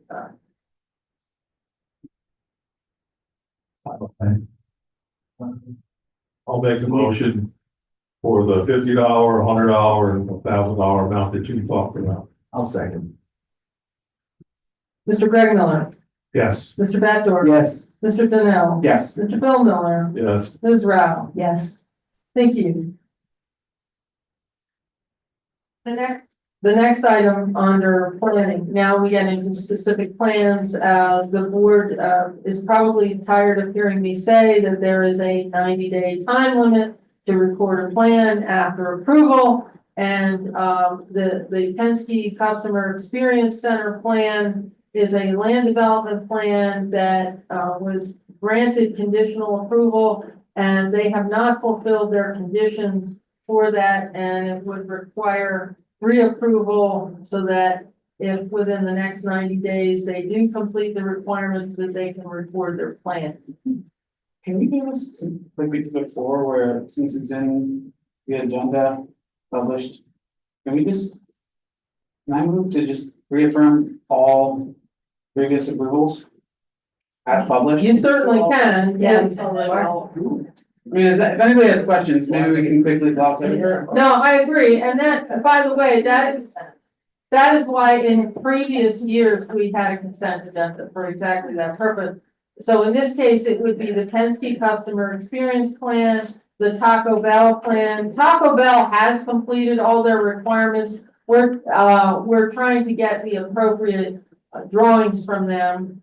The Cedar Top Road minor subdivision, that needs reaffirmation. They are waiting for the public comment period on their sanitary sewer planning modules to expire. The same thing with the Roos subdivision, that needs reaffirmation, and they're only waiting for the comment period to expire. So those four, when we get to Light Path, that's a new plan. We'll discuss that separately. So I would move that we reaffirm approval for the Taco Bell Penske Customer Experience Center, the Cedar Top Road LLC minor subdivision, 1917 Cedar Top Road, and the Roos Pharmacy PCC minor subdivision. I'll second. Mr. Backdoor, Yes. Mr. Janelle. Yes. Mr. Bill Miller, Yes. Mr. Greg Miller, Yes. Ms. Rao. Yes. Thank you. Light Path, and we have representatives here? Do we have somebody? Okay. And I'm sure that you can correct me if I say anything wrong. This development is located on the piece of land on the west side of the intersection of Fairmont Avenue and Old Lancaster Pike. There have been prior plans approved but never recorded for an apartment building there. Light Path is a fiber optic company. And as I stated in the planning commission meeting, and you didn't laugh at me, it's kind of like a pumping station for electrons. It's a pumping station for fiber optic is what it is. It's a facility building. There is some maintenance required, but it is not an office building at this location. And the planning commission is recommending two things. One, they're recommending certain waivers for this in regard to the subdivision and land development ordinance. One, permitting the review as both a preliminary and a final plan, which is technically a waiver. Two, not requiring curbs along Old Lancaster Pike. There are none in that area. Not requiring sidewalks along Old Lancaster Pike. There are none in that area. So that would be the first motion for the board to consider. And certainly if you have any questions, since there are representatives here, if you want to talk to them. The only question I have is, seeing as we're voting to not require curbs or sidewalks, I'm assuming the plan is to have this structure set back from the road, Yes, a reasonable. Yep. Okay. yes. It has its own driveway off of Old Lancaster Pike. Do you want? I'll take it. Uh, As long as it's not abutting the building. Like, one of the things I saw on our tablet was something about getting an approval from the fire chief, sewer engineer, has all that stuff been done? Well, that's the next one. Okay, I'm jumping the gun a little, sorry. That's all right. So what we're at, waivers. I'm, unless there's any opposition, I'm happy to move to grant relief or as stated in the proposed action. I'll second the motion. Mr. Baddour, Yes. Mr. Donnell. Yes. Mr. Bill Miller, Yeah. Mr. Greg Miller, Yes. Ms. Rao. Yes. On to the other recommendation of the planning commission is to grant preliminary and final approval with conditions. There are some items, as Mr. Greg Miller had noted, that still need to be resolved. Now, I know that the fire chief has seen the plan, but will affirm that he is satisfied with the plan of the DEP planning modules. They have to have a bathroom in the building, and there is sanitary sewer in the area. So they will need DEP planning module approval. And there are a number of minor requirements, such as they would need to seals and signatures. If there's an escrow required for improvements, they would need to establish that, et cetera. So that is what Mr. Greg Miller was referring to. Did you have any questions about any of those in particular? It was really just, do we have any reason to believe that those folks that were mentioned here are not going to support this at some point? What do you mean? So it looks like I guess we're waiting on the fire chief approval and we're waiting on these things. Yes, Yeah, especially the DEP actually, but. are we gonna get there? I guess is what I'm getting at. Or do we have any If reason? you to- don't, the plan doesn't go forward. Yeah. So the plan is conditioned upon those things happening. I will tell you that the developer during the meeting did make a commitment to your 26 feet. I understand your point about the conditional approval, but I've been through personally enough conditional approvals to know that once a conditional approval is granted, it's basically the same thing as final approval. So I just want to make sure that there's no bogeys out there that the chief Right. sees that there's no way we're going to change this, that he's never going to approve this. But one of the things, and by the way, one of the things that we do is, if a developer gets a conditional approval, submits the plan, we sign the plan, we're responsible, Patty and I are responsible for not letting the plans out of the office so that they cannot be recorded unless the conditions are fulfilled. And I have been in that position before in the past. With respect to the fire chief, the one, I know that Mr. Boja, who is sitting in the back of the room, he's the engineer on the plan. He addressed the 26 feet. Also, you're going to have a water, the emergency water there, correct? Yeah, I remember that from the planning commission. And of course, the fire suppression system during the permitting process. So let's say the plan does get reported, they apply for a building permit, they are going to have their fire suppression system approved and tested and certified. It's a multi-step process with that. The longest, probably their longest wait is for the DEP planning module approval. This is only one EDU. So I don't anticipate a problem with it except for the time. But yeah, the DEP tends to take a while. I guess to your point, Ben, Chief, Bob. If there's any thumbs, everyone gets a thumb up. I understand they can't get their formal thumbs up at this point, but it sounds I like mean, what I'm hearing to is. proceeding with the conditional. Yeah, it sounds like there's nothing out there that's so insurmountable that we should be concerned about it at this point, basically. Correct. I think that's a correct way to express it. Because once you do a conditional approval, if it can't be met, then you start getting the waivers. It's kind of been my experience, and that's kind of where my comment was getting at, but it sounds like that's not the case.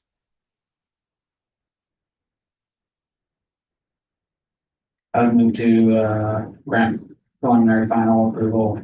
I'll second. Condition on resolving issues as stated. Mr. Danell, Yes. Mr. Bill Miller, Yes. Mr. Craig Miller, Yes. Mr. Bachelor, Yes. Ms. Rao. Yes. Thank you very much. Thank you. And for the board's edification, if the board is familiar with the former Kmart where Ocean State Job Lot is now and Harbor Freight. Off to, if you're looking at the building off to the left-hand side, adjacent to where the garden center used to be, there are a number of structures there, small structures. Those structures hold fiber optic facilities now. And some of those, my understanding is some of those are light path facilities, and those facilities that are light path will be moving to this location. They're already in the township. Now, there are other fiber optic entities up there at the former Kmart.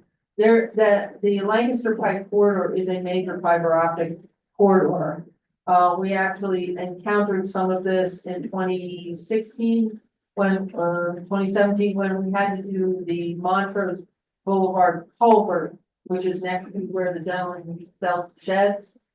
Underneath that culvert, there is quite a facility. I remember GBC had to be out there meeting with the DEP, that all kinds of people are out there because that corridor is really a fiber optic corridor. That's why they're locating at this particular, because this location is right next to 222. Everybody will probably remember there used to be a cut before the limited access highway. There used to be a cut through to get on to 222. That 5 Mile House.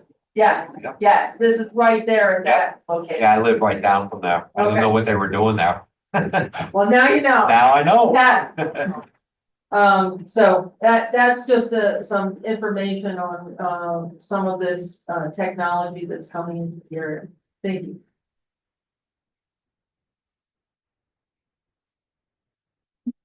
Moving on, Bob McNichols with Public Works. Good evening. First thing, I just want to let the board know that we have plenty of gasoline and diesel. We've got the tanks topped off today. World have been suggested maybe I should move that order up. So I did that.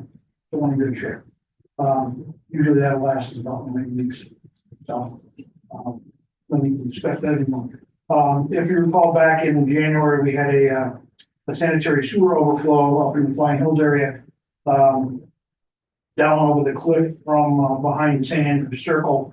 It's a really interesting area to get to. We had our grouting contractor televise that, cleaned themselves. We cleaned it before, but they televised it for us just Monday. There are no cracks that look like they're going to fail or crush or collapse immediately. There are some cracks in the pipe. The pipe is misaligned at several spots, and we've got a couple spots where we have root intrusion. The one root is literally the size of my thumb. So we're going to get an estimate from a slip lining company to slip line that. It'll be a third the cost of trying, maybe a quarter the cost of trying to replace it. Just because of the condition back there, we have to build a road just to get in there. So this is one of the reasons that the board has a policy of not allowing sanitary sewer pipes to go in unpaved areas anymore because of situations like this. Luckily, this didn't break because I'm not sure how our equipment couldn't have got back there. We would have had to get a contractor in there as an emergency. So anyway, so we're moving on in that, and it's clear for now. Item B, back in January also, we had that sinkhole on Beverly Avenue. We plugged it, we backfilled it, we let it sit for 6 months. And between last week and today, when we finally got between the raindrops, we were able to final pave that. It looks good. The road is completely open. It's normal now. So things are going well with that. So, that's all I have for right now. Thank you. Joe Radusky, the engineer. Just an update on our traffic ordinance. We have some proposed updates for this year. One's in regards to Mount Penn Road. As you may recall, we performed a truck study late last year where we're recommending restriction of trucks in excess of 10,000 pounds. We'll need to execute a ordinance. We held off because of Freemansville Road, which is a PennDOT road. PennDOT has completed their study at the end of last year. They will be posting that road in accordance with their study. And we're recommending that we include Mount Penn Road from Route 10, SR 10 to Freemansville Road, which is State Route 3003, in accordance with our study for the restriction of trucks in excess of 10,000 pounds. In addition, we're also recommending adding a stop sign to be placed at the southbound approach on Andover Avenue at the intersection with Jefferson Boulevard. Both of these will need ordinances prepared so they can be incorporated in our traffic ordinance. The board already authorized these ordinances. By the way, I don't need a motion. The reason it's on your agenda is I did put out the call, if you will, to all the management staff, the kind of last call to identify any other updates to the traffic ordinance. We have not received any from the department, and I did receive an email from a resident in this area basically saying, hey, you're gonna do the Mount Penn ordinance thing. And yes, we're gonna do the Mount Penn ordinance thing. The solicitor and Mr. Ragasti will get together on the specific language because the truck restriction language has to be exact. So I wanted to make sure that we gave you an update on that issue. That's all I have unless anybody has any questions. Yeah, I did have a question, and I wanted to follow up. I think it was our last meeting, the conversation we had about the Sunset Building. We talked about there being sort of work proposed, but not clear exactly on timeline. Do you have any update there? I don't know if anything has been done. I'll probably defer to Yeah. Willie left, but we did a couple of weeks ago, we got an update that they've awarded the contract. I don't know whether they've done any work. Okay, the fire chief is saying, no, they haven't done any work yet. But I do believe, from the fact that I have now spontaneously started receiving updates, I do believe they are aware that we are extremely concerned about this project and we've got eyes on them. So we can try to find out what the status is. Yeah, that's what I would ask. I mean, this is, in my opinion, something that needs to happen yesterday. It's a vulnerable population that is put into a very vulnerable situation. So if we could at least just maybe poke them and let them know that we haven't forgotten about it. I can follow up with Terry Noble from our office also for a status. And I'll let Gene know. I believe they did have something awarded. But with that, it could still take upwards of a year to have everything in place and completed. Again, I'm gonna go back to the supply chain issue. That's the last I heard. Obviously, my captain who just left is, we've been after this for years. And getting them to comply and do things. Some other people are not around. It's more difficult than what people think. But we're on a better course than what we were before. If I had my way, I wanted to put another elevator in there and make it a freight elevator on top of the two that they already have. But I can only wish for certain things, and I'm just glad we're definitely on it. I just say to you, there are timelines to some of this that till I get everything ordered and it gets in, like they awarded the contract, there's some time behind it. I can't give you that exact number, but I did hear a year out of someone that, depending what they run into, once they start pulling the old one out. Yeah, my concern, I understand logistics, supply chains, all that, it's more like, I just wanna make sure these folks aren't slow planning their process or dragging their vehicles or anything. I think actually. They were. That's what it sounds like, right? I wanted to set the table for the solicitor, and usually the board of commissioners, all this planning stuff. Usually you see it on the administrative portion of the agenda. The reason it's under solicitor is the planning portion doesn't matter a hill of beans. If the first piece about the zoning hearing decision is not addressed. So, I will let the solicitor pick it up from there. So this is the Missionary Sisters of the Precious Blood, which some of you might be familiar with. It's a property at 1094 Welsh Road, sort of next to the John Paul II Center. But down that long lane. In 2024 in January, they were granted a variance by the zoning hearing board to construct a retreat center on the property. And so that was January 23rd of 2024. Fast forward to the planning commission meeting in June. The applicant came back and requested preliminary conditional plan approval, as well as waivers from certain sections of the subdivision and land development ordinance, which we'll get to. But the issue that really came up at that meeting was with respect to the zoning decision.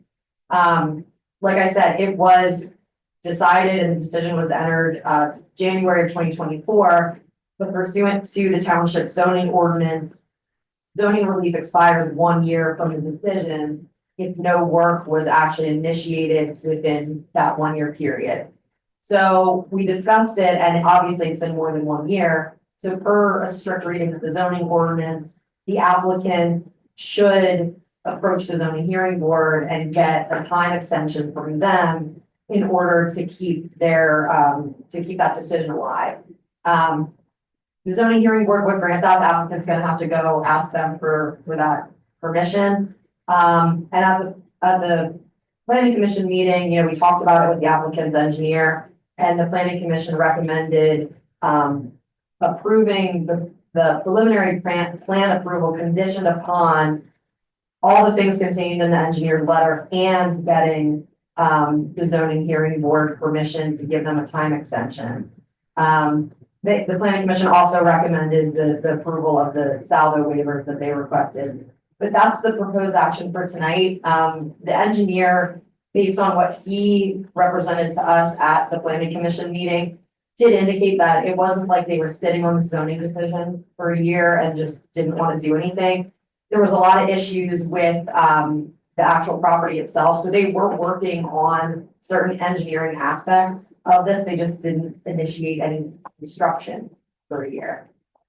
So, you know, I think that it's up to the board, but the proposed action would be first with respect to the salvo waivers, and then to discuss the preliminary approval conditioned upon the zoning hearing board granting that extension. So the only question I have with regard to the relief proposed is first, the utility impact assessment, seeing as this is a retreat center, this is not like a small shed or thing. It's like potentially a lot of people, a lot of water, a lot of sewer, and like the impact that has on the township's facility, you know, utilities. Have you talked through what that impact is? And I can help with that. In fact, the majority of that year they spent trying to prove to themselves that they could get a giant on-lot sewage system there. It was completely unsuccessful. And now the current submission of the plan is for sanitary sewer and public water. So they were working on the plan. They were working in an unproductive way on their plan, and they have completely revised it. It will require an update.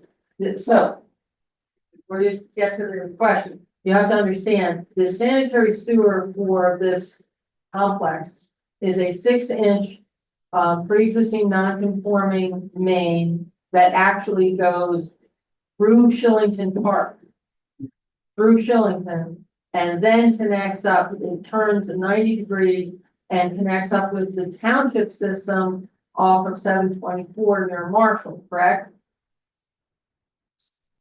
Yeah, Close enough. Uh, That goes downhill. Yeah. Yes. That, and, the planning commission agreed with my recommendation that we get an updated consent, however that comes, whether it's in the form of a letter, an actual agreement from the borough of Shillington, that the borough of Shillington is, satisfied with the planning for sending, I think it's 24, this building is 24, like little hotel units, if you will, rooms, through this sanitary sewer main, which goes through Shillington's territory. It's not owned by Shillington. This main is private, it's not owned by Cumru either, but it goes through two municipalities. So we want to make sure Shillington is okay with that. Essentially, ironically, they did a utility impact assessment by figuring out that they can do online for that. But I guess my concern is, especially now hearing like there's a non-conforming privately owned main, like, do we have any sense of the condition this thing is in before like 24 new toilets are going in and a bunch of stuff coming through that They might did a end up in study. Shillington Park? They did a study. They have had problems there before. They're aware what they need to do to fix that. One of the reasons that we testified against some of that stuff was, and really pushed for the study is, years ago, they had a sanitary sewer go out in the woods. This is all private property. DEP comes out here and oversteps their bounds and says, well, you gotta go clean it up to B and G. And we're like, that's private property. Well, you gotta go clean it up, it's in the town. And we're like, no. Here's all these signs that say private property, it's their pipe on their property. That took a little while to resolve with DEP, because. Anyway, we move on. But anyway, here we are. My concern is The less. convicts aware of what's going on, and they are aware they're responsible for it. And the good thing is, by the time it does get to our system, that's all our public system. So if we did ever have to deal with it, and it's in a public road right away, we can deal with it. But I don't see them causing any problems for ours. Yeah, I guess maybe I'm phrasing this wrong. Like, it's, I understand, like, I'm not concerned so much about our system being unable to handle the load, but seeing as we're talking about waiving or like granting relief for the assessment, I worry perhaps that assessment might uncover that this main that goes through their private property and on private property is about to blow open when it gets off private property and start dumping sewage into. They did do their assessment, and they're aware of what's going on, and, no offense to anybody, but once it does blow, it'll have to flow overland through Shillington before it flows overland into Cumru. Actually, it'll enter the creek somewhere in Shillington Park. We forced them to study the pipe. Because when it became evident that on lot was not acceptable or was not going to work. And they started talking to us about sanitary sewer, our next provider was, yeah, you had an SSO, you need to assess the condition of the pipe. So sanitary sewer overflows can be caused by more than one thing or a combination of things, but they're usually caused either by a blockage of some kind, whether it's tree root, grease, or it is caused by a pipe that is shifted or broken. St. Andrews probably had both things going on, but definitely a shifting of the pipe so that the effluent cannot flow the way that it needs to flow. And with all due respect, Commissioner Donald, thank you for reminding back to when I said before, this is why we don't allow sanitary sewer pipes in private rights of way that we need to take over. If they're gonna do something like this, then it's on them. This is why we spend so much time mowing the right of way that we do have.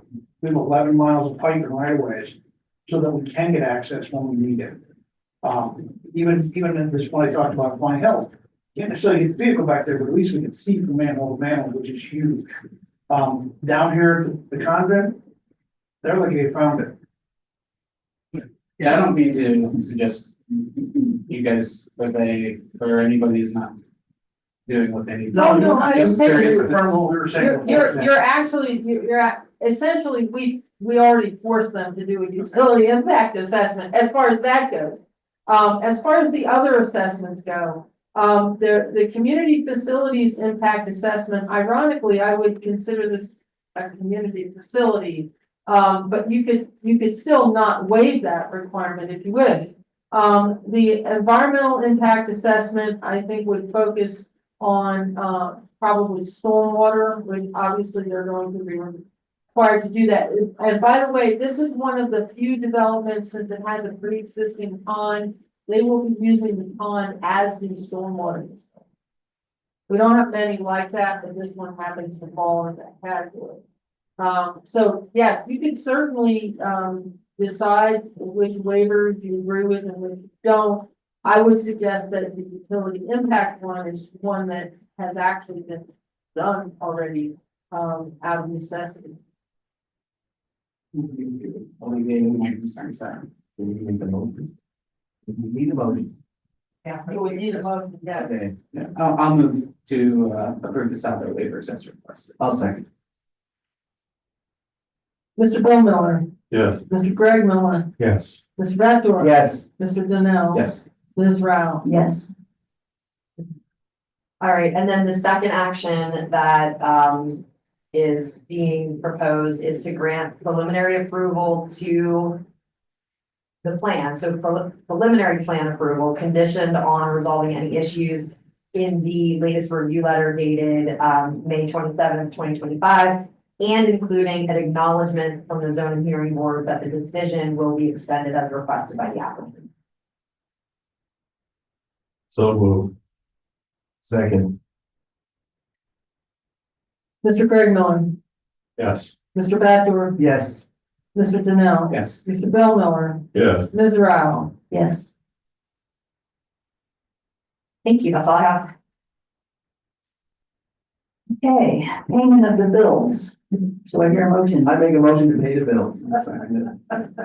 I'll second. Mr. Bachelor, Yes. Mr. Donnell. Yes. Mr. Bill Miller, Yes. Mr. Greg Miller, Yes. Ms. Rao. Yes. Thank you. Okay, read over the correspondence, most of them you pointed out. So, commissioners. So are we having an executive committee? We will be, yes. Oh, this is the update with, Bill Miller. Yes, I attended the PSATC Executive Committee since I am the second VP in the Central Region.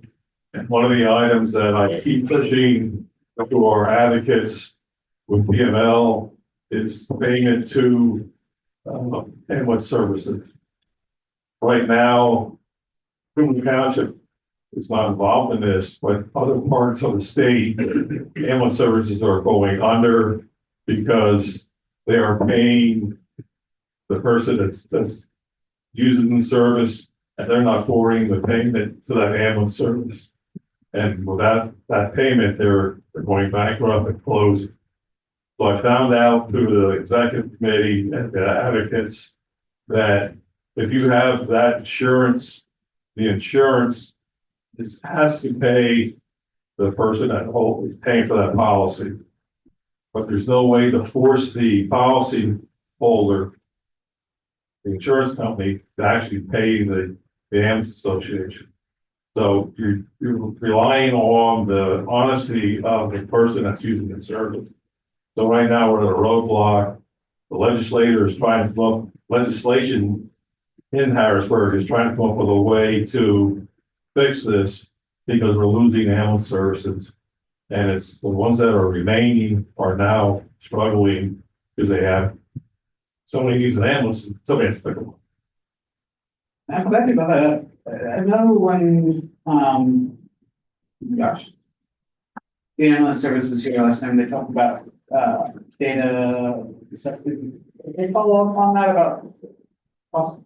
Things like, because we were talking about things like this where, the ambulance service, like you said, Cumru Township, we pay our ambulance service, but we have neighbor surrounding municipalities, not even just directly abutting us, that also may not be paying ambulance service, but and essentially, long and short of it is that Cumru Township's taxpayers may be subsidizing other municipalities as a result of they're not holding up their end. No, we have an ambulance tax, and that's why it's free for our residents. But it's on the other residents, if they don't have Medicare or Medicaid or whatever, and have their own health insurance and have ambulance coverage. That's, their taxing maybe kind of, however, but the bottom line is with mutual aid, they have to pick that person. If somebody needs an ambulance, okay, unfortunately, they're getting paid and they're not forwarding the money back to the ambulance service. So the insurance company pays the person involved in policy. Now it's up to the individual person. Yeah, I guess what I mean when I say like subsidizing the other areas is that, like you said, they're taxing Power Direct, which indirectly is raising prices for the residents in the township here because we're paying that cost. I know it's not like a direct subsidization, et cetera, but I guess, did they ever get back to us with any of that data sharing information? No, and I can certainly remind them, but also in regard to, municipalities, and if they have an ambulance tax or something similar, I can always submit right to know request. Find out there. But I suspect somebody has already aggregated that. That's all I have, Alicia. Okay, thanks. And Greg Miller. Yeah, so there's actually a couple layers to this one.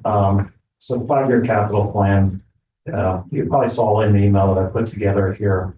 Kind of starting point one is for the budget process this year. So if you recall back to last year, we had a bit of a discussion around how to go through the process effectively of budgeting. So specifically for our general fund, that's the area where I'm going to focus on making a suggestion to put together a budget from the start that is a zero deficit, zero tax increase.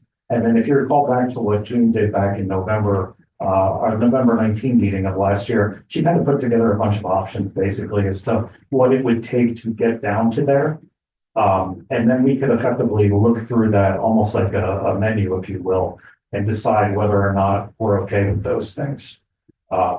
Just because we put the budget together in that manner doesn't mean that's the budget we'll accept, but that's a starting point that we can kind of look through and decide whether or not we're okay with the cuts that it would take to get to that. So it can still be flexible. Absolutely, it's a starting point. So it's everything that I'm going to talk about in here is what I would categorize as defining the universe, if you will. So it's helping us understand everything. The Cumru Township universe, if you will. Yes. So the universe here is, so that's point one. What I would suggest one carve out with that, and that carve out being that if our funding gets cut for our pensions, that gets excluded. So that doesn't fall under that purview, and that should be handled separately. There's a multitude of different reasons that I feel that way, but we can get into that at a later date if that becomes reality.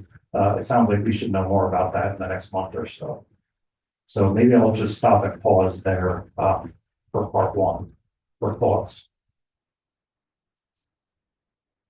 I just wanted to say that some people thought that way maybe wasn't the best way to go. Now I'm very the way I'm here.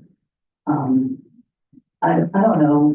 Did you think that there was a reason why we were doing it the way we were doing it that made it more efficient? It's what the board chose. I mean, this is not the first time a board of commissioners has contemplated so-called zero-based budgeting. And the board, after 1 year, reverted back to the way we've been doing it. And part of it is that the different board members want to have a say in the capital or the different departments they represent. We will do the budget however the board wishes to do the budget.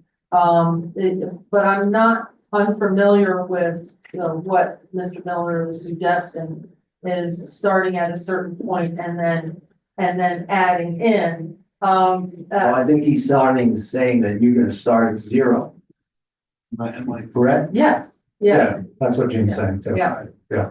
Yeah, this is not the first time we've done that. Like I said, it didn't last very long because the board at that time was not comfortable continuing that method.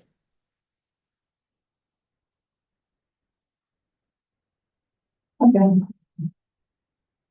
Any other comments before executive session?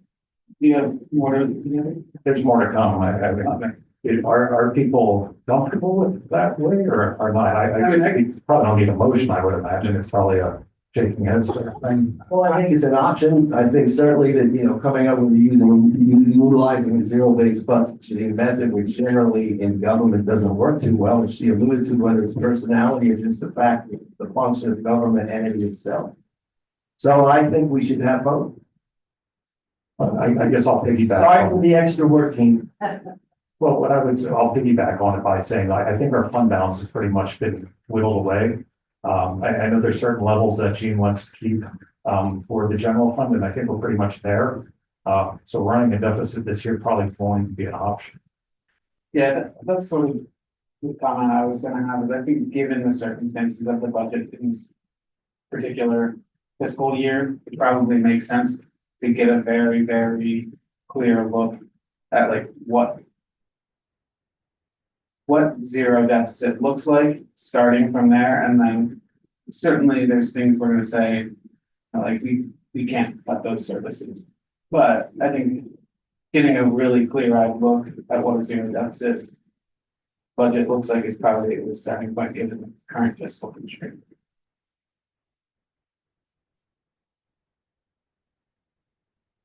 Then looks like we're not shaking heads or. Yeah. No. I thought we liked one. Yeah. We are doing okay. Why not? I'm not voting that together. Are you gonna do both? Why not? Well, I guess it doesn't get to prove your point that issues that you're gonna have something to base it on. Well, I think it's not a matter of suspicion. It's just a matter of if we're okay with what is presented. Well, I mean, there is. And if you imagine more. Well, I think People lost time. what I'm hearing you propose, I think I hear, I'm understanding what you're suggesting, but what I think Greg's suggesting is we start at a zero and then also, I mean, so what you're saying is also have those options, just like Gina laid out for us, like these are what different So effectively, scenarios look it's like. the wish list next to the zero. Yeah. I would say probably maybe a couple of brand. I wouldn't call it a wish list, Greg. I would call it, whatever the professionals in their departments came up with. Yeah. Maybe to you, it's We can call it whatever we want to call it, but that's all, the nomenclature plays an important role. Sure. So maybe a couple scenarios. And a zero. if you want to do them both, that's fine. It's up to you, but I think I would be okay just starting from zero, but whatever. what I'm hearing is one budget with no tax increase. Now, I believe you're focused on the general fund. Just because that's the only one that kind of falls into that deficit scenario. Well, I mean, the fire fund is gonna be a tough thing next year. Gotta get there then too. Anyway, let's just focus on the general fund. What happens if we have no tax increase in the general fund? But we are still, what I hear Mr. Backdoor saying is, we still want to discuss with our departmental liaisons what they believe are the necessary capital projects. So that when it comes to adding those back in, we already have that list prepared. Well, I was gonna go to capital projects next. To me, there was kind of two parts to this, or really kind of three even. I Yeah. think we got it nailed down pretty well, just the way it is right now. We're gonna do two lists. I think we should let Greg say what he was gonna say. So part two is a capital plan. So a capital plan I refer to it as a schedule. A lot of times I'll look at it for public works projects specifically. So that's road paving, sewer projects. I'm just gonna speak at a very high level, whatever. I'm not looking at that kind of stuff. I'm looking at the capital projects. So you're talking about like sewer repairs, road paving, those kind of the bigger items, if you will. Putting a schedule to around that, around each one of the roads, when it needs to be repaired. I'll just use a big sweeping verbiage there. What that repair is, when it needs to be done. Is it less than a year? Is it 1 to 3 years, 3 to 5 years, 5 years plus? What the recommendations I would make in terms of categories, so that we can kind of go through and effectively do kind of what Gene was talking about with the capital plan there. We understand that universally know what's coming. We understand that these 5 roads need to be repaired within the next year. We can get cost estimates around that. We already have that. Right, if you look right here, Yeah, we already have that.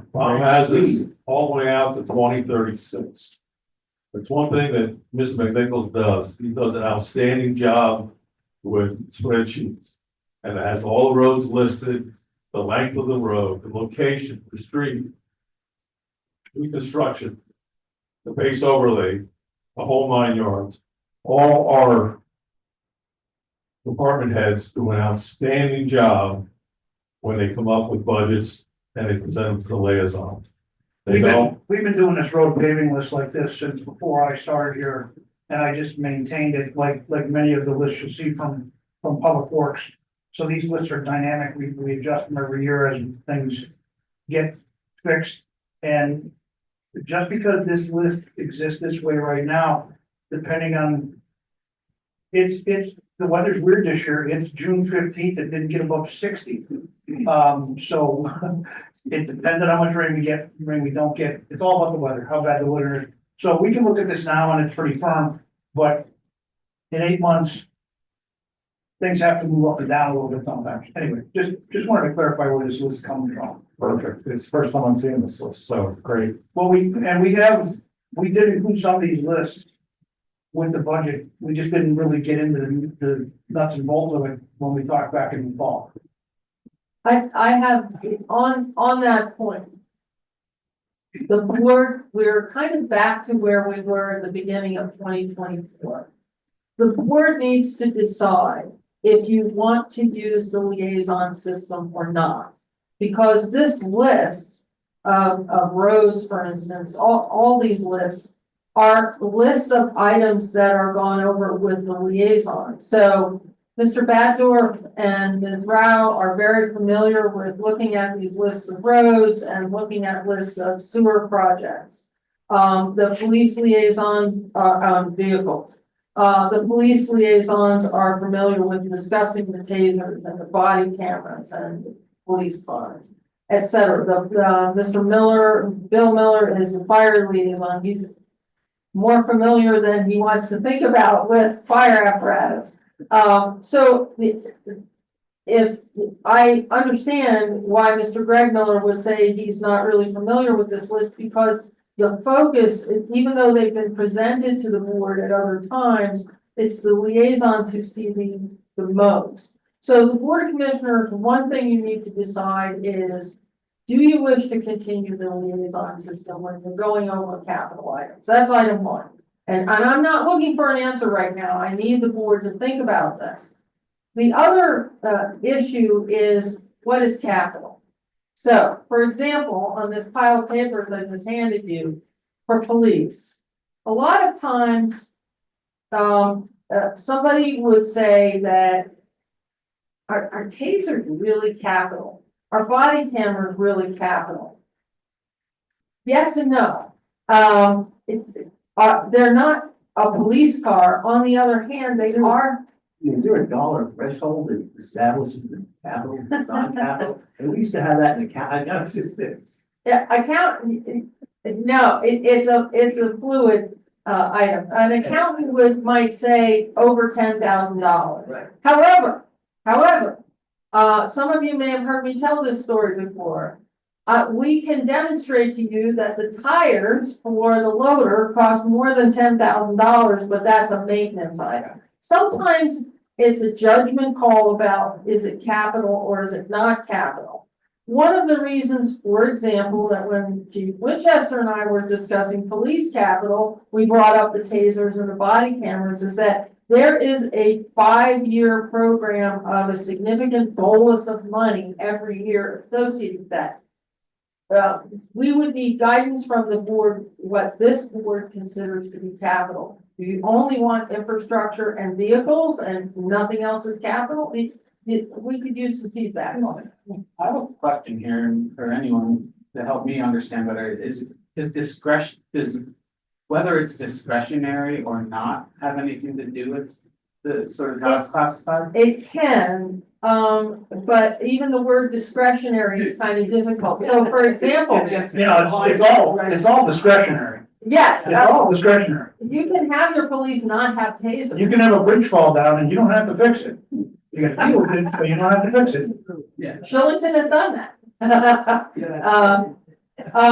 So one of the items for discussion would be, what does this board consider capital? It really is, what do you want inserted into a capital budgetary schedule? If it is a significant item to you, but it's not classic capital like a truck or a police car, we can still insert it in a capital budget if to the board, it's that of that kind of significance. Under a certain department, though, Sure. right? I mean, for me, anything that's what I would use the verbiage of financeable asset. So that's any sort of hard asset that has resale value, that's definitely capital. But to Gene's point, if there's something that's, I'll call it softer, that is still significant, Yes, that's what I'm. that would be a more of a case by case thing, but odds are if it's over a certain dollar figure to Dave's point, then it probably should be in there as well. So again, we're back to tasers and body cameras, there you wouldn't be able to resell them in the same way as a truck, but you want it. You can still finance that stuff. The soft stuff, for me, the numbers is 6 figures. If it's 6 figures or more, I want to know about it. If it's under 6 figures, I don't worry as much about it, just given the size of our budget here. In regard, I want to point out a couple of things on all these pieces of paper I just gave you. I already talked about police. In regard to the fire department, where we have 2 leases for the 2 engines. Typically, municipal leases it's a lease purchase. You don't trick out a police car and then sell it back to somebody. You just don't do that. However, a few years ago, I mean, Pierce as a manufacturer, because of the cost of fire apparatus, developed a program of a lease for 10 years, but in the 9th year, you have to decide whether you're going to buy out the lease and keep the vehicle or turn it over for a new vehicle and price out a new vehicle. So that's why on this fire apparatus sheet, I have notations here. You must decide in a certain year about whether you're going to keep or not keep the vehicle. And the last payment for each of these leases is a balloon payment, that's a buyout payment for a higher amount. But in 2031, in 2029, you decide for the 2030 budget that you're definitely going to get a new engine, then you won't be paying that balloon payment. You'll be turning it over for another payment. I don't know what it would be, for a new vehicle. So that's, even though you asked for only 5 years, I threw it all in there just so you can see what's in process. And aerial, we have no idea if the board will authorize buying an aerial, so that's what the question marks are about. So just, and a lot of our, just to move on to the rest of it, like the roads, you can see where I have these lined out. Can I tell you for the last 40 or 50 years? No, but that's 35. Right? The vehicles, a lot of our vehicles, we keep 10, 12 years. Some vehicles we keep longer than that. So that's why this list goes way more than 5 years, because we have to plan that far ahead. Just going back to the financing lease and situation, I mean, frankly, that sounds fantastic to me and a great example of how like the township can better have like, more flexible cash flow. Are there other avenues for that sort of arrangement, whether it be like lines of credit in general, or I don't know if it's like having like a municipal line of credit for like all of our police cruisers so that we can have a better cash flow, more flexible cash flow, that sort of thing. Certainly, when Mr. Sacco was on the board, he proposed getting $1 million line of credit for vehicles and just using it. The rest of the board did not agree at that time. That's really a policy decision by the board of commissioners. I don't know if that needs Act 72 approval. You know, so you need to consult with your solicitor because there could be some DCED requirements for that kind of thing. But certainly, it's just the idea, again, I'm not taking away from anybody, I'm just telling you, these ideas have come up before, but for whatever reason, previous boards did not agree with them. You could certainly look into doing that kind of thing. Yeah, I guess what I'm thinking about with that is like, when we come up to a year like this and perhaps the next year or any period of time where the township's in like fiscal tight situation, something like that seems like it might give us a little bit more flexibility to operate if we're coming into a year where things are a little tighter. But once you're in that, that's a multi-year, I mean, that's a multi-year strategy. You don't just take out one of those 1 year and then decide, next year we're not doing it that way, right? I mean. Yeah, you're gonna go through an eval every year. I'm walking a fine line here, so, I would not advise that we shouldn't be paying cash for any of this stuff, in my opinion. We should be doing exactly what Andy said. I gotta just stop because I'm trying not to conflict myself here. Right, and I don't want you to, Yeah. I just wanted to reiterate the fact that that was an opinion expressed by a piece of the prior boards, but there was never 3 votes to do it that way. I guess what I can say is usually large cash-rich municipalities, they cash for everything. They can, to Andy's point, they have the ability to do that. I don't think we fall into that bucket, but we're practicing in that. That's, Well, we used to be like that. right, That's beautiful. well, I hope we get there again. Obviously, we hope we get there again, but I guess that's my point. It's like right now, we're in a period of time where we're not a cash-rich municipality. And so maybe it would behoove us to look at flexible cash flow, something that can give us more flexible cash flow. I mean, I would recommend doing that now. I don't know if we can do that because it wasn't on the agenda or anything like that, but. I know, you can't, I don't think you Yeah. can make a motion for that right now. Everything comes with a cost. You have to weigh the cost of what the interest in paying on the lease, right? Well, they might pay for lease, the cost and compare that with what they. So I can't directly answer your question, but it would, we should definitely look into this. Well, I think it should be looked into, yeah. I want to point out a couple of other things on these papers I handed you. In regard to buildings and grounds, I want to make a particular point. I included on this same list the play equipment and courts. Buildings and grounds is which is a division of Public Works, is responsible for facilities. Facilities are not the same thing as a recreation program. I'm going to again sound like a broken record and say to the board that at some point, the township, the board of commissioners needs to authorize an evaluation of recreation facilities and programming and decide what you want to be when you grow up. Because it could be partnering with a couple of the municipalities adjacent to us that have extensive park facilities. It could be striking out on your own. It could be hiring a recreation staff, which cannot be just one person for a whole bunch of liability reasons.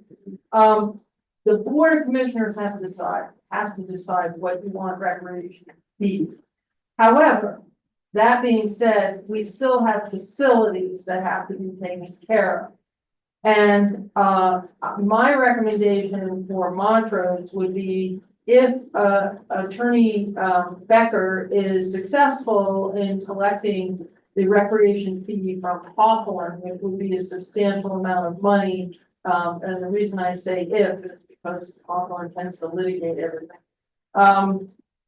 That should be applied to the Montrose playground. That is a solid recommendation from me. These other items on the buildings and grounds list. The ordinance for the bond revenue that provides the money for the fire station. Right now, there are no cost increases on fire station. If that money with the amount, and yes, I do have a balance if you want it, Andy, and minus what you just authorized to pay and the rest of the contracts and the arbitrage payment, and if you would like a copy of that letter about the arbitrage payment, you're probably the only one who can really understand it.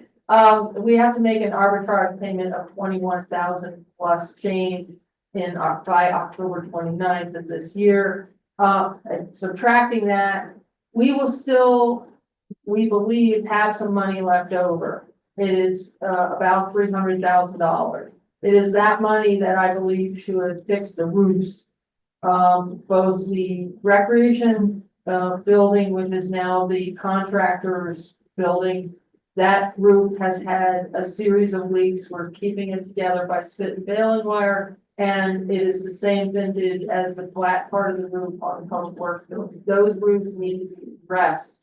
And there are some other things that potentially could be addressed depending on how exactly how the money works out. I don't have that. I mean, obviously, we're not at the end of the project yet, but I'm hoping that we have enough money. The ordinance said and campus improvements, fire stations and campus improvements, and obviously those qualify. So the buildings and grounds list that I wanted to make you aware of those items. The public works that Bob already alluded to, the road list. This is a list that the public works liaisons look at every year, and it is a choice. The hardest roads to finance are those roads that are the long rural roads like Oregon, which was done, Ledge Rock, which was done, part of Hunters was done. But now part of Welsh needs to be done, and the roads that have no sanitary sewer, because in regard to sanitary sewer, if sewer is under a road and sewer is the lowest thing, guess what you're doing when you repair the sewer? You're fixing a road. So there are some roads that can be addressed through the sewer main replacement program, which is also a legitimate need. And oftentimes those roads with sewer were more legitimately built as a road. Roads like Welsh, Oregon were paths that were paved over time. That was one of the problems we ran in Goversville. Goversville was 4 phases. We call it 5, but we crushed it into 4. It was never constructed properly as a road. So then when you do go fix it, you either throw blacktop on peat moss, which moves around a little bit and doesn't last very long, or you're going to construct the road. So and then it becomes a choice. In 2019, I gave to the board, I called it the road matrix. It was a rating system. You can find different types of these online. It was not, I'm not getting any awards for this thing. It was basically taking a number of factors and rating roads based on those factors. And the one that gets the highest score really needs to be fixed. Things like the number of rooftops associated with a road. Is it a connector road between municipalities? The age of the road, the condition of the road at any certain time, et cetera, et cetera. And the Board of Commissioners did not express any particular interest in that system, and I'm not asking you to, but I am telling you that when the liaisons look at these lists, the liaisons take a lot of these factors into account when trying to identify what are the roads most in need of repair in the near future and then going into the far future. The sewer main replacement program, right now, we were hoping that the Ardmore Frederick Parkside project would be started already, but we applied for a grant and the Commonwealth Financing Authority said they would not consider the grant until September. So we're really looking at 2026, regardless. If we don't get the grant, we still need to do that project. And you may recall, one of the main reasons for increasing the sanitary sewer rate is to build up enough money to do capital projects. These sewer main replacements pay for themselves in reduced infiltration and inflow of rainwater. And then, of course, we have the Angelica project, which is a long-term project. I can't give you an exact year on that project because there's a lot of permitting and agreements with the city of Reading. There's a lot of stuff going on in the background, so I don't have a timeline on that yet. The grouting and patching is not, we threw it in there and there's a reason why it's on there. That is not a capital expense, even though it looks like a huge number. That is a contract that we have with Sewer Specialty Services. They are the ones that identified that a capital project needs to occur at St. Andrew's Circus. Because we had that SSO, they were the bad SSO. Bob had them televise it and they're like, you need to do something about this right now. So the TV and grouting is not a capital expense, but it is a way that we can identify appropriate capital expenses. One of the hardest things about all of these lists is the vehicle. That's one of the hardest things, for a couple of reasons. One, the lifespan of a vehicle depends on several factors. Obviously, catastrophic events are problematic, but can we get replacement parts for a vehicle? That's a huge issue.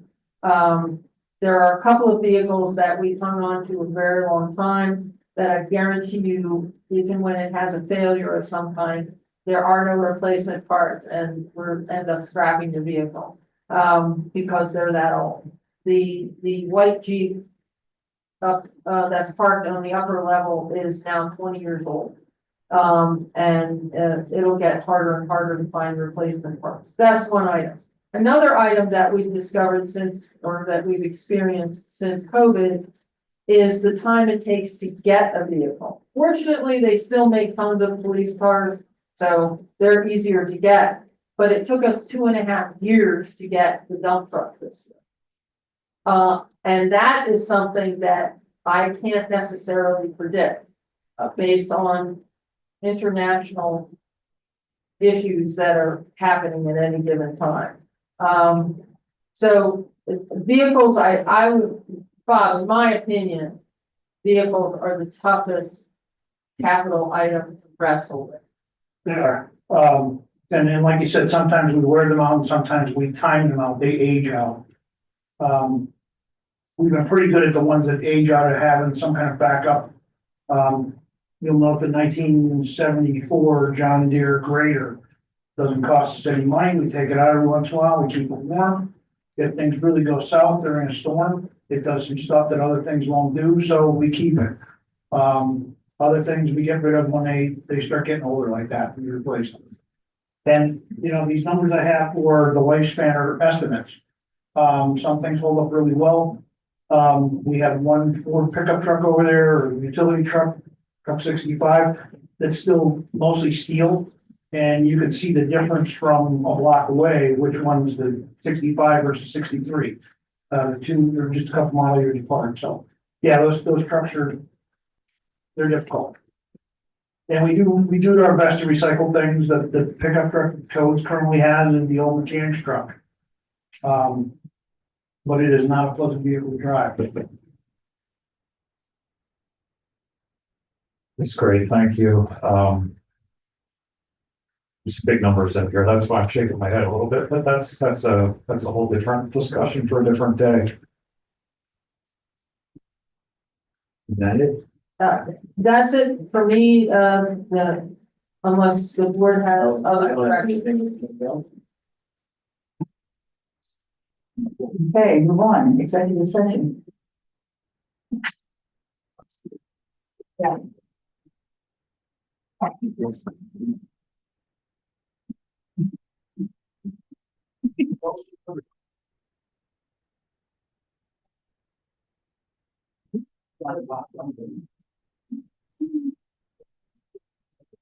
For the meeting minutes, we just had an executive session. We discussed matter of litigation involving Old Hickory buildings, plan approval, 2 police collective bargaining issues, an IAFF collective bargaining update, and 2 personnel issues involving public works.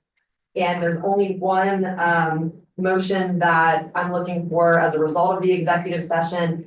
And that would be to authorize the HR company to investigate the employee matter for the proposal presented at the highest billing rate of $400 an hour, with intermittent updates on incurred costs and progress, and not to exceed $10,000 without further board approval. Anyone want to make that motion? So moved. I'll second it. Mr. Bill Miller, Yes. Mr. Greg Miller, Yes. Mr. Bachelor, Yes. Mr. Donnell, Yes. Ms. Brown. Yes.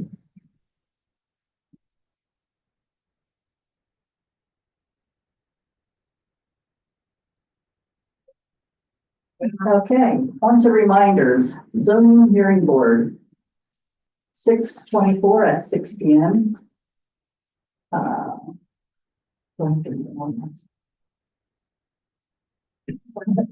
Do I need to read all of them? No, Okay. No. Board of Commissioners meeting for July 2025. 7/16 at 7 p.m. and 7/29 at 7 p.m. Planning Commission, 7 at 6 p.m. Steering Committee, 6:25 at 6 p.m. and Municipal Authority, 7:10 at 8:30 a.m. Do I hear a motion to adjourn? All right, we're done. Second. At least Bob was trying to remind us all the offices are closed on June 19th for Juneteenth.